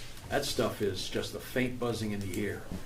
So with a 3-year guarantee, people are going to observe it. One other item with the plantings is that, obviously, it's difficult to plant anything at this moment, so likely the plantings wouldn't be performed till the spring. I know the Mid-Cape is looking to move some of these clients in. Prior to that, particularly, I know the art people are looking to get in at the beginning of the year, once they can finalize, the infrastructure improvements that they're making, so. So, the only thing that's not done is the landscape. You heard the discussion earlier about a performance bond? Where, you know exactly where I'm going with that, so. Yep. So maybe provide us with, make it a condition, provide us with an estimate of the landscape cost, and we'll add something on that and agree to a bond for the completion of the work. Sure. So maybe you provide that to the planning department. You can do that. How soon do you think you can do that? Joe? As far as an estimate? An estimate to put the You want me to plantings get the in? money first? Yeah, that would be good. If you could give us an approximate estimate now, and then whatever you give to the town, we'll put it in the file. If we're looking for an amount for a performance bond, other than my personal guarantee that I'll get it done and I will maintain them for 3 years, I mean, if we're talking the plants and the landscape, and I put a number of 10 or 15 grand on it and I'll get it done. Okay. I'm going through with this project, kind of like what Greg said earlier, we're committed to that. I am committed to that. We're hoping to get. You know where we're coming from. We've just been burned before. My heart's just a Right. scar. Well, You you gotta hear where I'm coming from. Yeah, I've yeah. been in this town my whole life. Okay. We're coming up on a 2-year anniversary of buying that property. We've been renovating it, and the whole time I've been looking for the right tenants, the right fit. Right away, we had an offer of a national tenant that wanted the whole building. It wasn't right for the neighborhood. It wasn't the right fit. We let it go. I wanted to rehab the building, which we've been doing. This art guy did come late to the game. The other company was Safelite. They were hard to deal with, a national company. Didn't want to deal with them anyways. That wouldn't have been my first choice. The art guy, local business, right there in Pocasset. We're getting in-town businesses already. They support the local community already. I think they'd be a great fit. I'm staying with this project. I'm not flipping this, we're not doing anything else but using it. The comment Rob made about the back, when Colony had that, it was full of moving trucks, tractor trailers. They had 24 trucks approximately on that lot. I mean, we're not gonna be near that scope, but we still wanna use it. I mean, it's a nice yard, we wanna use it for our own, a lot of it's our own personal use, the back half of that. So I just hope you'll go along with all that stuff. We are looking to occupy this before the final completion. The building's about ready for occupancy. The outside is a little bit of paving to go, and the landscape. And if anybody visited today, I mean, yesterday I was doing a little more cleanup outside, trying to get things buttoned up for winter, because it's pretty much here now. So, all right, and thank you for your time. Could we ask you, Joe, is a $10,000 bond for the landscaping? You can, I will do that. okay, thanks. Without a problem. Yes. That'll, I think that's good, and then. 10,000? 10,000, and I think, like he said, in the spring, he'll be out there planting as soon as he knows that it's the right temperature to do it, so. Does he get a discount if he pays cash? Let me get my wallet. I know where you live, Joe. Is there any further comments or questions from the board? I'm just curious, is the golf cart that's on Main Street, are they totally moving over there, or are they Yes, keeping that site there also? Yes. Totally moving? Yes. Oh. Yeah, they've kind of outgrown that, from what I could say. I'm going to ask for public comment. Yeah, I think. Are there any comments from the audience? Please, go up to the microphone and introduce yourself. Diane, from the condos. My name is Diane Johnson. I live in Lily Pond Overlook. I see your building every day. Okay. I lived through all the diesel trucks running with their air conditioners through the night, mostly in the summer, and the trucks just coming and going. So I am in your backyard. Good. And I did have questions, especially when the service station issue was on here as an occupant, but that's changed, so some of my questions are gone. I was just concerned about business hours and noise again, because it is right behind my unit. And you are gonna be the contractor with your equipment there, so I was just wondering about noise. And the other thing, you've been working the land in the back, and there are big mounds of soil. I was wondering what the plan is for all of that. Thank you. Is there anything else? And we could ask I will Mr. address Grillo all to of come them up. if you have Yeah, more. no, these are just questions. I don't have a problem. Your building is beautiful. I know, I lived through your reconstruction. And, it's good to see something nice going in there, but, just as an abutter, I just do have some thoughts about it. Okay. Yep. Thank you. I'm happy to answer. Mr. Grillo. Hi, Joe Grillo again. Hours of operation, golf cart guys were 8 to 4:30, was it? So, and they're pretty much, that's their hours of operation. They occasionally get a truck that may come in to deliver golf carts. That will be off hours. They will be out front.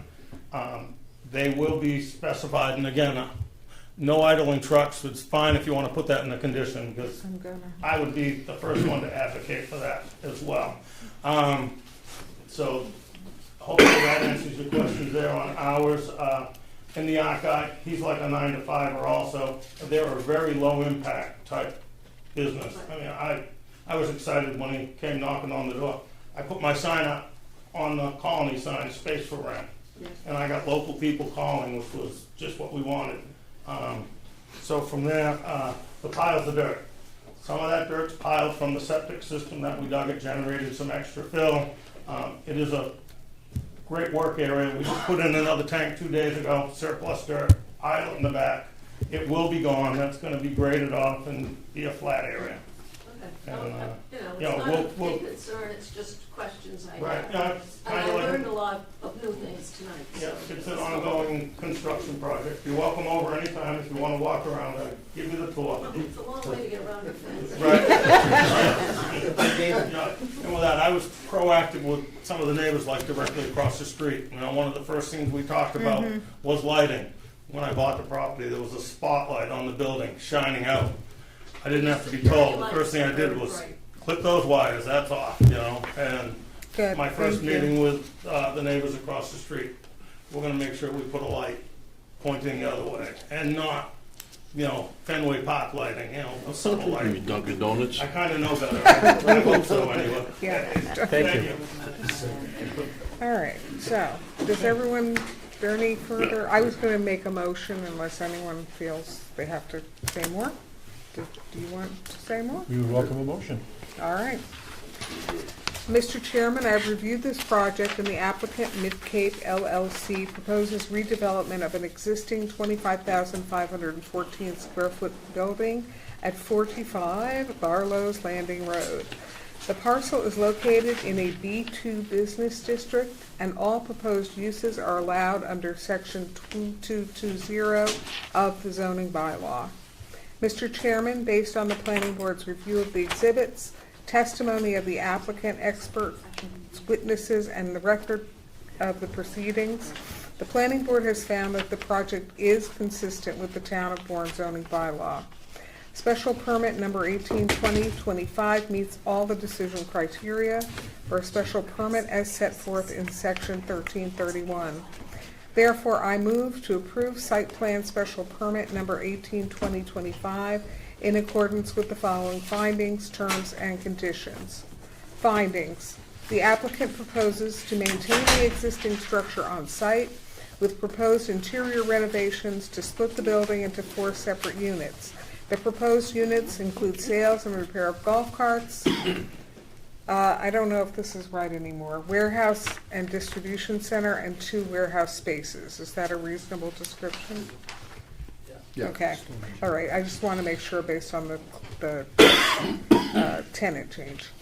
Special permits granted by the Planning Board. 1, section 2220, retail sales use larger than 1,600 square feet.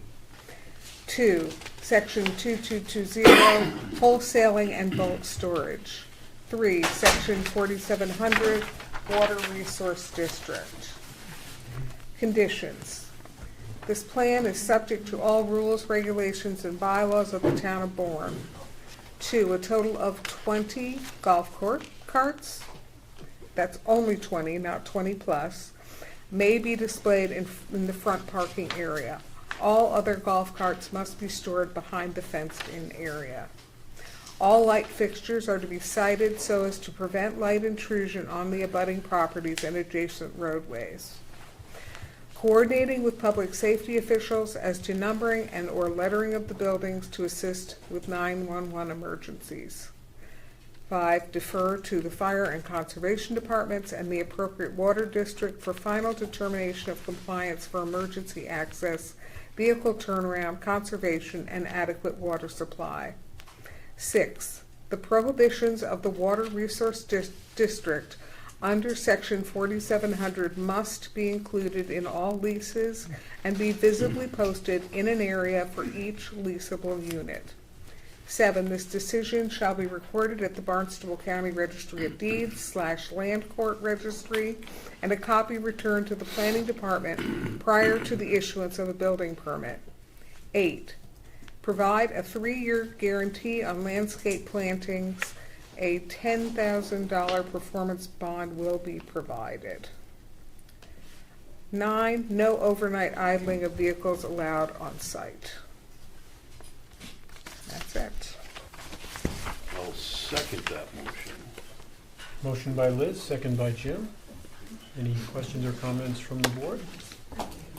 Seeing none. Any questions or comments from the audience? Seeing and hearing none. I'd like to take a vote. Just one thing. It says issuance of a building permit. Didn't you already get a building permit? Yeah. They're working on the building. permit. So we're talking about occupancy? Occupancy. Which number is that? That was number 7. Of occupancy, okay. I've got it. So I'll just read that again. This decision shall be recorded in the Barnstable County Registry of Deeds and Land Court Registry, and a copy returned to the planning department prior to the issuance of an occupancy permit. All right. Does that make anybody else want to have another comment? Probably not. Okay, we'll take a roll call vote. Corinne? Yes. Dave? Yes. Liz? Yes. Chris? Yes. Jim? Yes. Amanda? Yes. The chair is yes, unanimous. Thank you. Great job. Yeah, thank you.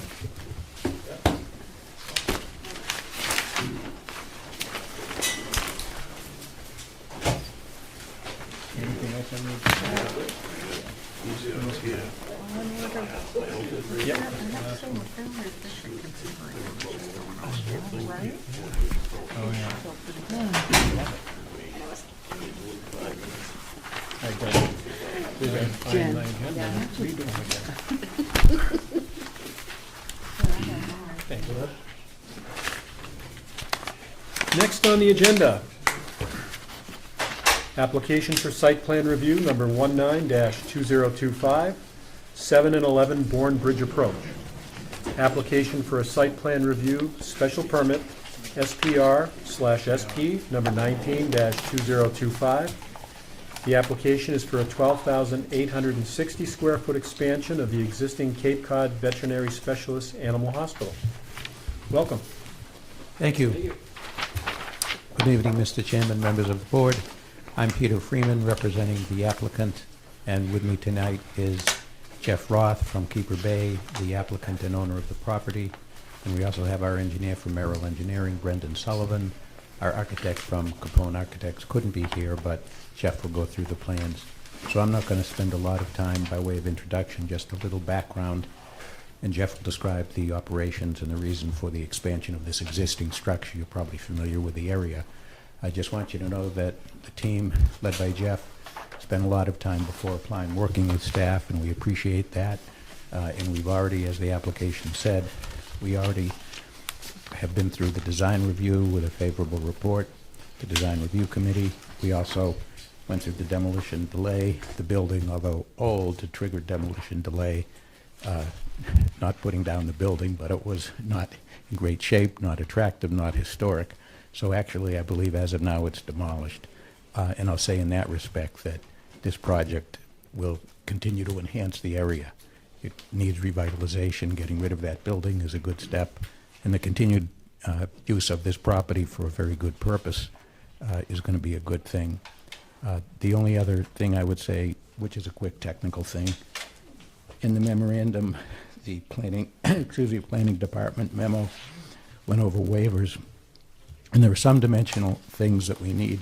Excuse my voice, I don't know why it's been kind of hoarse today a little bit, sorry. But anyway, he mentions a lot with a maximum, but actually for the special permit in the district that we're in, the maximum is 500 feet, and we have 365.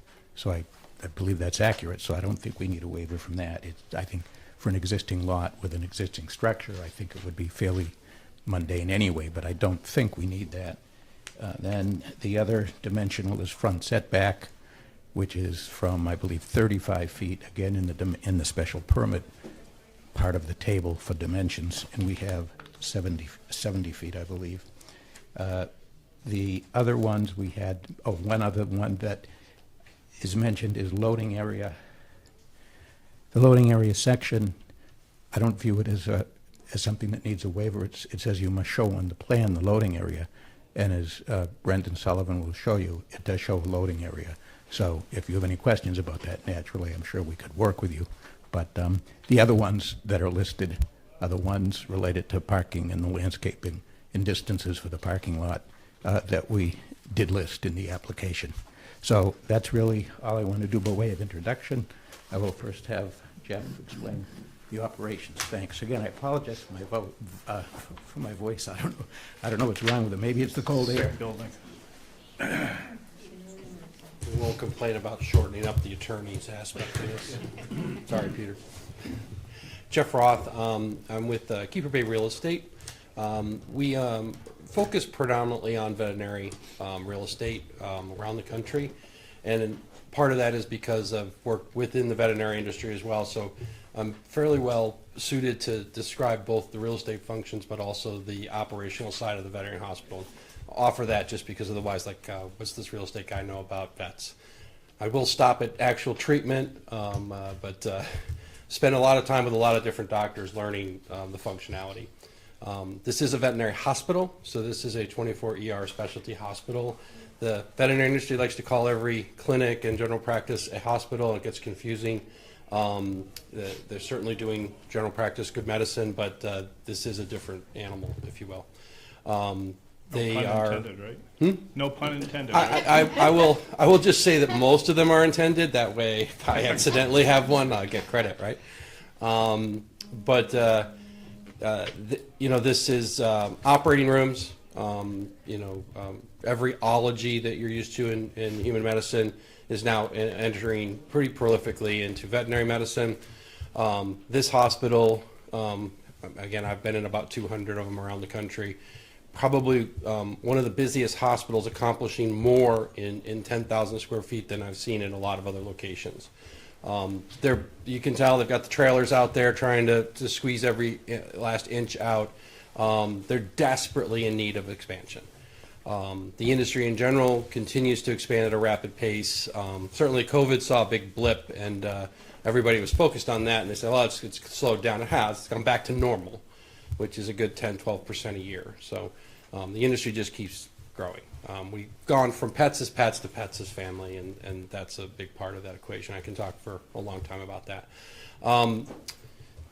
About 40% of their business is emergency services. That drives about another 30%, which is surgery. And they have about 1.5 functional operating rooms and a treatment table and a half to perform all of that emergency services. The expansion provides for a 5 operating room model and leaves the existing one in place. It's probably another 7 or 8 treatment tables. An MRI will be brought onto the site. They have a CT. There'll be space for the CT inside. Because of the investment, the CT trailer will stay in a trailer for a little while. I would give it about 2 years before they're like, get that inside. But it's a big investment for them, and so they're sparing their investment in stages. The rest of it is to allow for the additional specialties to start to come in with that. You can bring in medical oncology, dermatology, cardiology, and those will start to fill in rather quickly. In fact, some doctors have indicated interest just at the potential for the expansion. I don't know if you want me to continue going into veterinary medicine and those pieces and parts. I will say that on the financial metrics, again, this is what I've been doing for 10 years around the country. This expansion will be below the metric of 5% rent to revenue day one. So they're already making enough money to pay for the expansion. What Keeper Bay does is comes in is the capability of both purchasing the asset, managing the design, managing the construction, and turnkeying the facility from a capital perspective. So we're capitalizing the expansion. They take care of the equipment and everything else.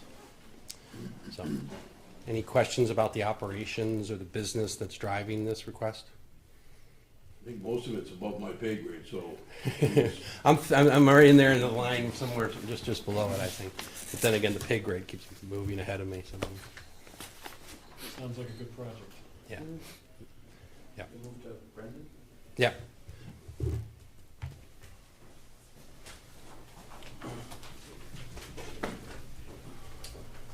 Good evening. Thank you for having us. Brendan Sullivan from Merrill Engineers and Land Surveyors, civil engineer and land surveyor for Merrill. So going through the site plans, everybody knows what the project is. It's basically adjacent to the Route 28 rotary, right up against Route 25 before you go over the Bourne Bridge. The site was, we were recently in front of you a couple months ago, or maybe a month or so ago, to combine the lots for number 7 and number 11 Bourne Bridge approach. Number 7 is the old Sandy's restaurant that has been demolished. There's currently parking and trailers in amongst both properties right now. So this plan has been recorded to combine the lots, and I believe the new address is gonna be 11, Bourne Bridge Approach. So these, like I said, the existing conditions, about 3 acres in total. Frontage, like I said, number 7 has been removed. Basically taking the approximately a 10,000 square foot footprint building, 1 story, adding approximately 13,000 square feet for a total of about 23,000 square feet of workable area for within the building. At 11 Bourne Bridge, there's 50 parking spaces. We're proposing 55 new parking spaces. So it'll be a total of 105 parking spaces for the site. On this plan here, we did get a comment from the fire chief about the maneuver and not being able to travel into the opposite lane. So this is the revised plan that was just revised last week that I submitted to show that the fire truck can maneuver without crossing into the adjacent travel path. Grading and drainage plan. We are proposing catch basins. Actually, this is the grading plan. Let me move on to the drainage plan. So we are proposing catch basins at both new entrances. So currently there's 1, 2, 3. There's about 5 curb cuts for both properties. We're going to reduce that to 3 curb cuts. We're going to eliminate one of the curb cuts at the old 11 Bourne Bridge Approach. Where Sandy's was, there's 3 curb cuts, 1 fairly large one. We're going to close that off, and so there'll only be 3 curb cuts to the property. The first 2 basically in and out for the day-to-day operations. The last one is dedicated for emergency use, because the emergency will be in the entrance, will be in the back where the current entrance is for the existing hospital. So that last entrance will be dedicated for emergency and employees. And as I said, we have catch basins at each of the new entrances and in the parking lot itself to capture the runoff from the site and into a subsurface infiltration system to infiltrate that, and as well as the roof leaders for the new building. The site currently has approximately, both lots combined, approximately 75,000 square feet of impervious. We're increasing that by about 2,000 square feet on site. But we are reducing overall because there's so much pavement in front of Sandy's. We are making that basically landscaped from the curb line up to our curb line, which is, there's about 35 feet there. The Bourne Bridge Approach, the layout is 100 feet wide, so it's a very wide layout. It was probably designed for a similar layout to Route 25. That was the old bridge approach. That's right. how we all got up there. Yeah, so it's a very wide layout, and Mass Highway's not changed that. So that's why there is so much landscaping, basically off property between our property line and the curb line. Do you have to contact Mass DOT about closing off those? Yes, yeah, I submitted an application to Mass DOT for that, for the curb cuts. And I've also submitted Board of Health for the new septic system to service the expansion. So we did, in the initial submittal, I did submit a landscape plan, but subsequent we had Hawk Design do a landscape plan that was just submitted, I believe, Monday of this week. So that is, I have those plans at the end as well here.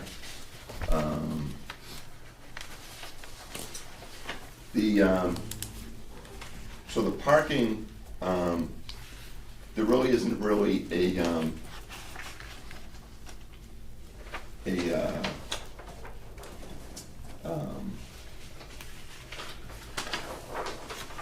as far as the parking count goes, for the use, there isn't a parking use for an animal hospital.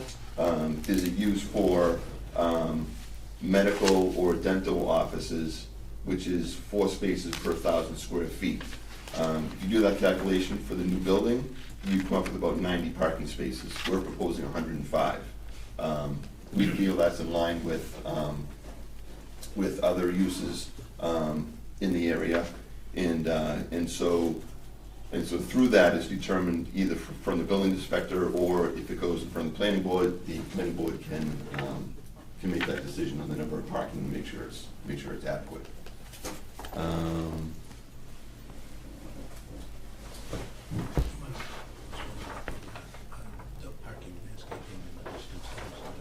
Yep. Sure.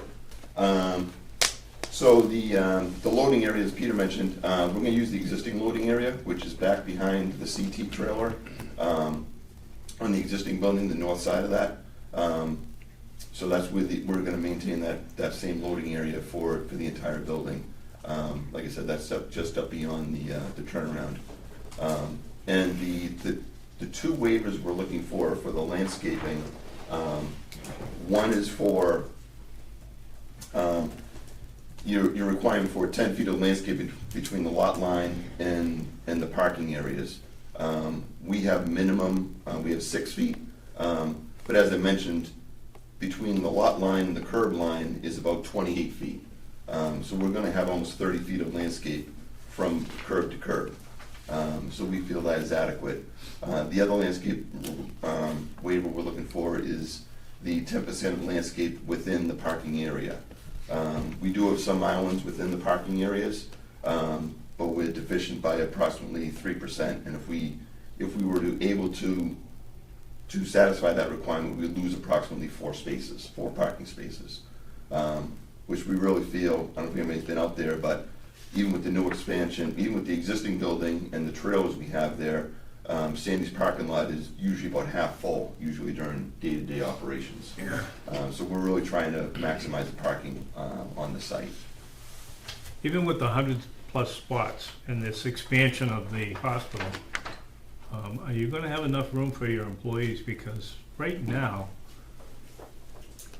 before Sandy's was demolished, that parking lot was pretty much full with your employees. And half of the front parking lot, or going up to the emergency entrance, was full with employees. Are you gonna have enough? Yeah, I mean, the expansion. You gotta come up to the mic, sir. Thank you. Sorry. I think so. I mean, I think there's a challenge to this debate, forever. There always is. Yeah, With parking, and so. and sometimes going after too much parking ends up with, another side. But you've got a 24/7 facility, and so you've got a portion of your facility that's running ER, and that's a very challenging metric to decide what's that flow going to be.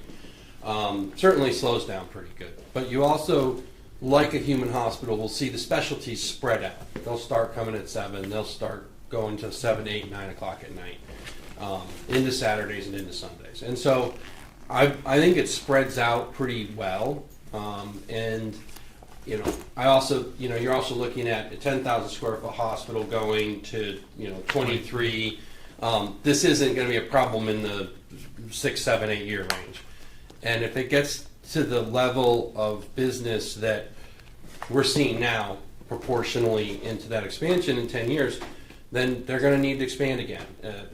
Okay. I don't know where they're going to do that. I mean, there's a little bit of room, but there's not going to be any parking if I expand the building. Can I get under the easement? We've looked at it. It's probably, satellite expansion. Okay. I mean, it's a fantastic facility, and I just hate to see it get to the point where the parking became an issue. You certainly don't want people parking out on that Old Bridge approach, even though it's 100 feet wide or whatever. But with Sandy's, though, I certainly have been, I've been going there for 10 years, but I've been hanging around there for now 9, 10 months, and the parking was pretty disorganized. Employees were kind of parking mishmash. The building was there, and it just wasn't very well organized. I don't think numerically that solves the problem, No. but part of the visual there between both situations, the 2 parking lots, was, the visual was pulling in there was like, oh, look at all these cars here, and Sandy's is closed, what's going on? Kind of, I stood out. The other lot's a little tricky and sneaky because it's very long, and so there's almost usually, I mean, I always saw spaces up at the other end. Yeah, there were always spaces up there. I'm just, I think your signage is gonna be important to designate employee parking compared to, you know, customer or hospital patient parking. I think they're very aware of that. Okay.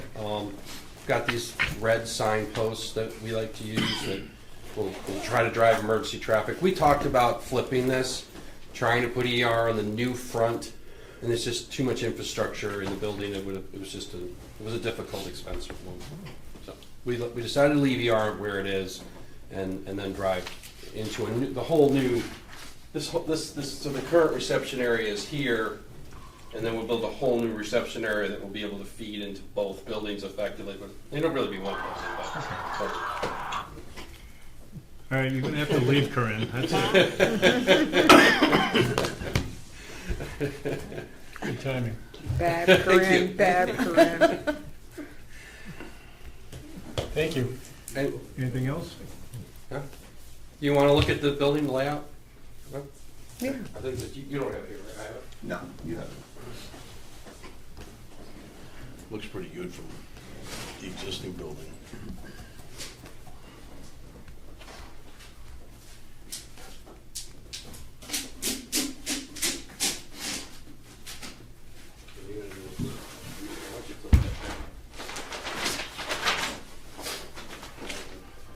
Yeah, right. This is times when being on the design review. How many people does it take to hang a piece of paper? One engineer, one real estate guy? Yeah. Just leave the lawyer sitting down. That's right.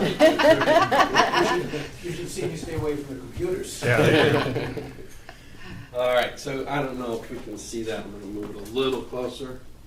And I guess I got to stay up. Now I can't. You figure it out. Just turn the mic. Oh, yeah, it moves. Woo! Fancy. Now I really want to move. All right, so existing building here. The draft is up here. Sandy's was down here. As we talked about, the existing reception area here, so you've got a little roundabout entrance and everything's functioning here. You see the basics of the veterinary layout, exam room focus, into the treatment space, operating room, wards, support space, laundry, things like that. They have an interesting balance between their exam room model and into the treatment space model and then into the specialty medicine. Here you have your surgery pack. You've got prep, your 5 ORs, tech space for pack prep, doctors sit down space so when they're in between surgeries and after they call and make their notes. Your MRI room, more wards. This is a internal medicine treatment, I believe. Cardiology works between the two. There's a couple of these exam rooms are a little bit larger to accommodate what a cardiologist has to do in their exam room. One of them is prepared for ophthalmology that also requires a little bit more space. The CT that won't be in there right away, planned for. And then dental, a pretty large component for these hospitals these days. I know that personally, unfortunately, for my dog. And then we have a significant impact in connecting the buildings and have a portion of work that occurs in that building to accommodate this now connected new reception area. But it's actually pretty limited. There's a lot of work that could happen again in the future in here to really optimize this ER flow when the other purposes and surgeries get to swing out here. That's a second project, would be a separate building permit, that kind of thing. But some of the building permit has, say 10 or 15% of the construction is to accommodate that in here. It's pretty minor. It gets some of this exam room space into office space to better use the flow. An exam room is closer to reception, that kind of thing. But that's just the veterinary medicine there. The doctors want more and more exam rooms, but the business people and us try to get more and more treatment and medical space. and somewhere in the middle we end up. In general, I'll congratulate my architects. They did a good job with this. This came out to be a pretty tight plan. The team here in Bourne had a lot of input that we liked. We were able to come up with a pretty good plan to accommodate the way a building like this grows. And so pretty happy with what's going to get accomplished in here. A lot of very usable space. Yeah.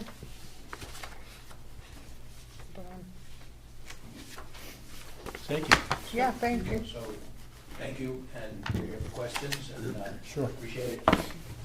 Just a quick comment, you're going from 10 to 23,000. You need more.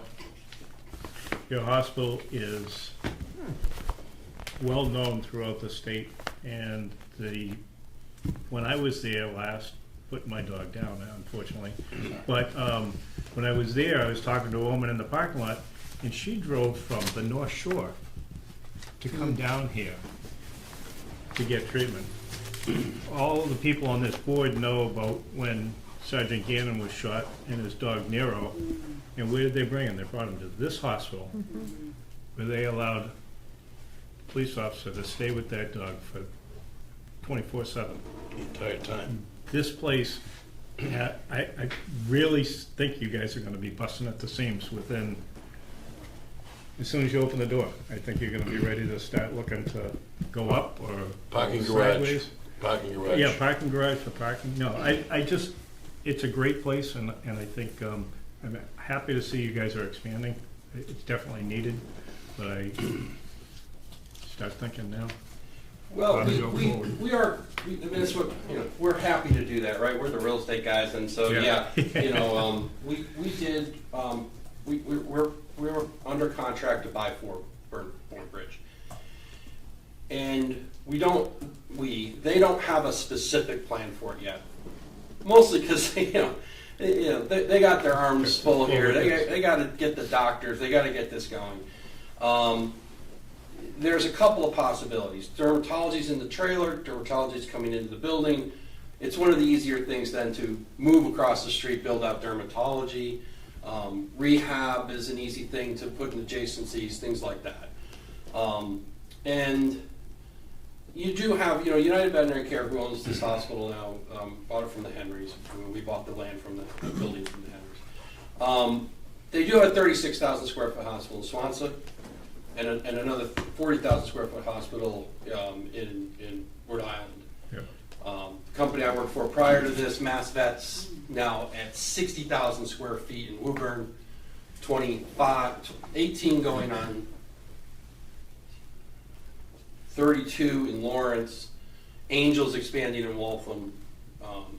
There's a new hospital by the football stadium. Foxborough? It's in the other one, Rentham, Warren, Wantham. You'd think I'd only lived here 10 years, but I can't get them all straight. And so, I still think you're right, but just so there are out there. You also have an expansion of intermediate services in the veg bond world. Veg is a company that's doing 4,000 square foot emergent care. They can't quite do what these guys can do. They try to take some of that. And they're successful. I think Bond has 5 in Greater Boston now, but that's not going to solve most things south, and it's not going to solve Nero. Like, that's too complicated. But Mass Vet could solve that. Bulger can handle that case. I'm not trying to make the case either way, but just to Like I said, that woman, I think she drove, I want to say Woburn, she drove all the way down because they were too jammed up there, and she made the hour-and-a-half, 2-hour drive down here. Yeah. The interesting thing is that it's a 90-minute drive time. Yeah. And so when you look at Swansea and Woburn, like, we're all within the 90-minute drive time. I expanded a hospital in Portsmouth from 15 to 25,000 square feet, and New Hampshire, and they're at capacity. Yeah. And so I think the industry will continue to see that. So I think some of it will be, this hospital has a site in Dennis, smaller, but that'll have to expand a little bit. I'm happy to build, I'll buy the stuff that's just to the other side of the power easement there. And you guys own a vacated cul-de-sac near me somewhere, so you'll have to sell me that. Yeah, I'm sure we can find some things. We'll talk later about some of the other. That area is full of things they could use. Maybe the hotel. No, please, just please. Stop there, stop there. Stop there. By that, moving on. And we'll be happy. Moving on, yeah, Okay, thank you very much. Any Looks questions? great. Thanks. yep. Any other questions from the board? From the public? Mr. Chair. Yes, Dave. Yeah, I noticed the Old Sandy's Restaurant, the curb in front was granite. That's in the state right-of-way. Not our jurisdiction, but I would expect DOT to want to see granite curb along that face. So you might at least think about stockpiling that curb and supplement as necessary to give DOT what I expect they want to see as a granite curb along inside their right-of-way. That's just a heads up. I didn't see the detail. Yeah, that'll come up through the Mass DOT process. Sure. On the utility plan, you heard conversations earlier where this board wants to see generally a 3-year guarantee for the landscape. And there'll be eyes on. So I'm recommending that you at least have yard hydrants up near the front. That is where you could 150-foot hose, what does that mean? Something like 250 feet apart to maintain your landscape, because the vets are not concerned with that, and we are. So I think the landscape plan itself looks great. I think that has to circle back to DRC. That's just personal opinion. Hawk Design had a gator bag on its detail. You've seen those big green bags, they fill up with water and they percolate down to keep the tree irrigated. That should be an industry standard. And they've got it on the detail, so that's all good. There's 1 or 2 plants that have to be larger to meet the town regulations. That will circle back to DRC, I think.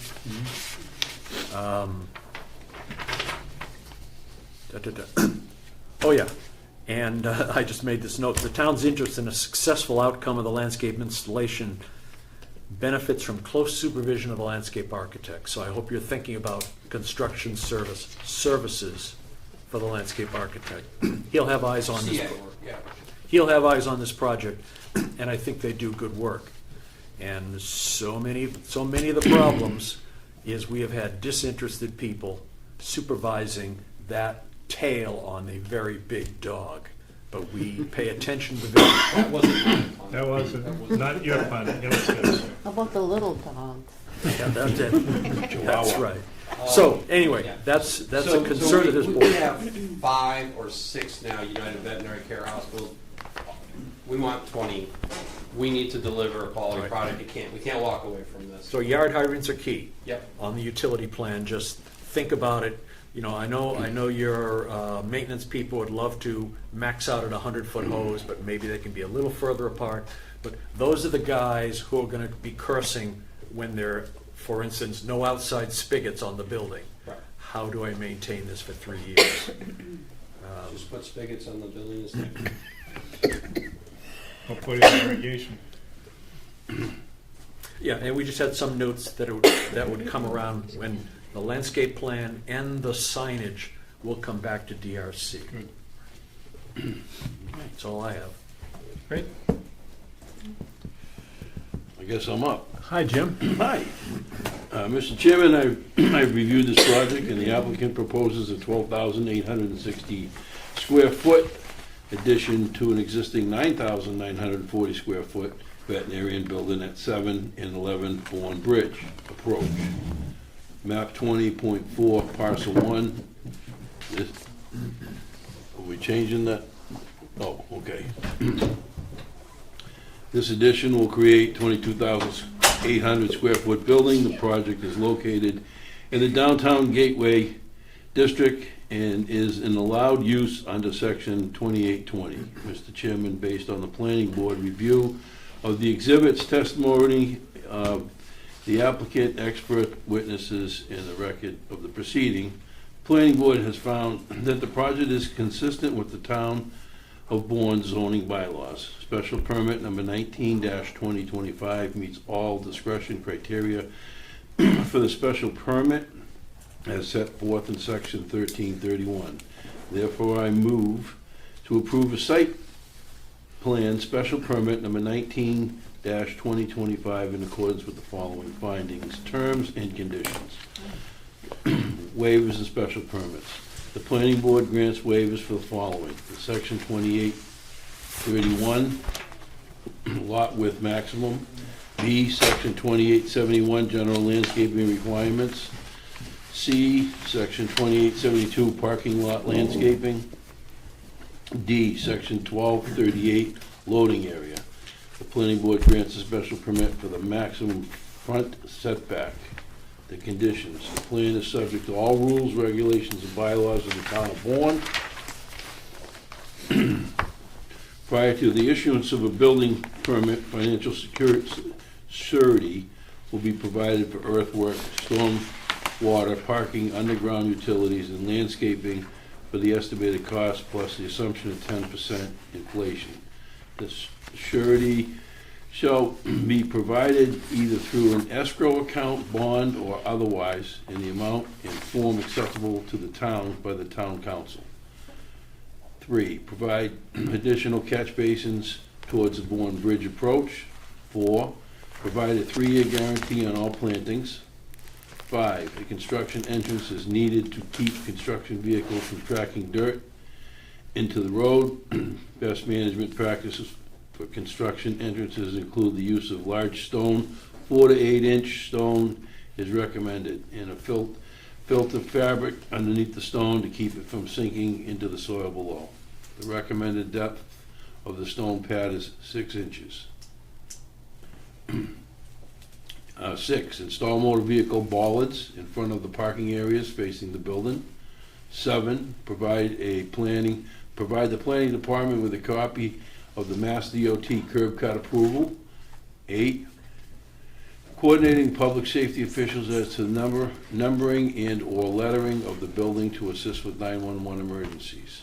9, refer to the health/fire/conservation departments and the appropriate water district for final determination of compliance for sewerage, emergency access vehicle turnaround, conservation, and adequate water supply.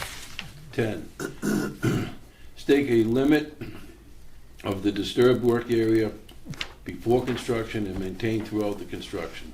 Number 11, prior to issuance of an occupancy permit, as built plan must be submitted to the planning board showing all appurtenances above and below ground. Number 12, prior to issuance of building permit, the project must receive a positive recommendation from the Design and Review Committee for landscaping and signage. 13, the decision shall be recorded in the Barnstable County Registry of Deeds / Land Court Registry and copy returned to the Planning Department prior to issuance of a building permit. Is there anything we want to add in there? I think we covered the DRC approval, the landscape plan. Yep, that last one would be the issuance of the building occupancy permit. Yep, okay. Will you read number 12 again about the DRC, just? Prior to issuance of the building permit, the project must receive a positive recommendation from the Design Review Committee for landscaping and signage. That covers it, and I'd like to add, I guess, 14, install yard hydrants at reasonable intervals near front of lot to support landscape establishment / maintenance. Yeah, what Doc said. Yeah. That's it. Great. We have a motion. Second. Seconded by Chris. Any deliberation amongst the board? Any comment from the public? We will close. Oh, no, you want to take Yeah, yeah. We're going to take a vote. Corinne? Yes. Dave? Yes. Liz? Yes. Chris? Yes. Jim? Yes. Amanda? Yes. Chair votes yes. Congratulations. Thank you very much. Unanimous. Thank you. Thank you. When you get the giraffe, could you put, Draft stand. Close the public could you put a couple zebras out there? We take a motion. Motion to adjourn. No, No. no. Yep, there's more. We have to make a motion to planning board member to appoint to the community preservation. You have to close the public hearing. Oh, okay. We're going to close the public hearing. Make a motion to close the public hearing. Second. Someone has to make it. Somebody else. Yeah, I got a member. I'll make a motion to close the public hearing. Motion by Jim, second by Chris. Vote. Yes. Roll call. Roll call. Corinne? Yes. Dave? Yes. Liz? Yes. Chris? Yes. Jim? Amanda? Yes. Chair votes yes. Thank you. Thank you. Bye. Planning board member appointment to the community preservation committee, because Dan stepped down, so we have to appoint someone. So, if you don't mind, I'll make a motion that we appoint John to the preservation. Thank you. Did you do that?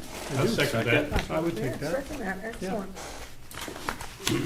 It's cool. Any other nominations? Hearing none? Do I take the roll call? All those in favor? Aye. Aye. Thanks for Opposed? Now we'll make a motion to adjourn. There you go. Nope. Do you want to remind the Nope, what board of the now? next meeting? I Oh, hope our Amanda next doesn't meeting, mind. She January left anyway. 6th, joint meeting with the select board. We're going to January 6th, okay. see about appointing someone to finish Dan's term, Oh, okay. and it extends into 27, I believe. And, Mr. Chairman, can I add something? Yes. Jen. I just sent the ad that's going to be running tomorrow to the board. So it'll be in the newspaper tomorrow and on the website. Great. About that's for- the opening? Dan's, yeah. So you can see. And whoever does it, they know that they have to, they're appointed till the next election, and which is coming up. I didn't know that. You had to I know that. Mr. Chairman, can I add one more thing? Yes, one more thing from Jim. There are no items for the January 8th meeting. So I just wanted to let the board know that. January 22nd is the new fire station, scheduled for January 22nd. So if we don't get any requests for the 8th, we could skip it? Yeah, the due date for stuff would be Mondays, and we're not expecting anything, so probably not gonna have anything Good. January 8th. Not even Just an so A and R? everybody knows. Well, we can do those with just John, so. Yeah, hopefully. Great. Can we Now you get guys somebody can good put for your- our appointment? Yeah. Good. You want to make a motion to adjourn? Now I'm. saying- Motion to adjourn? Yes. Thank you so much. Second. That helped All me a those lot. favor? All in favor? Aye. Aye.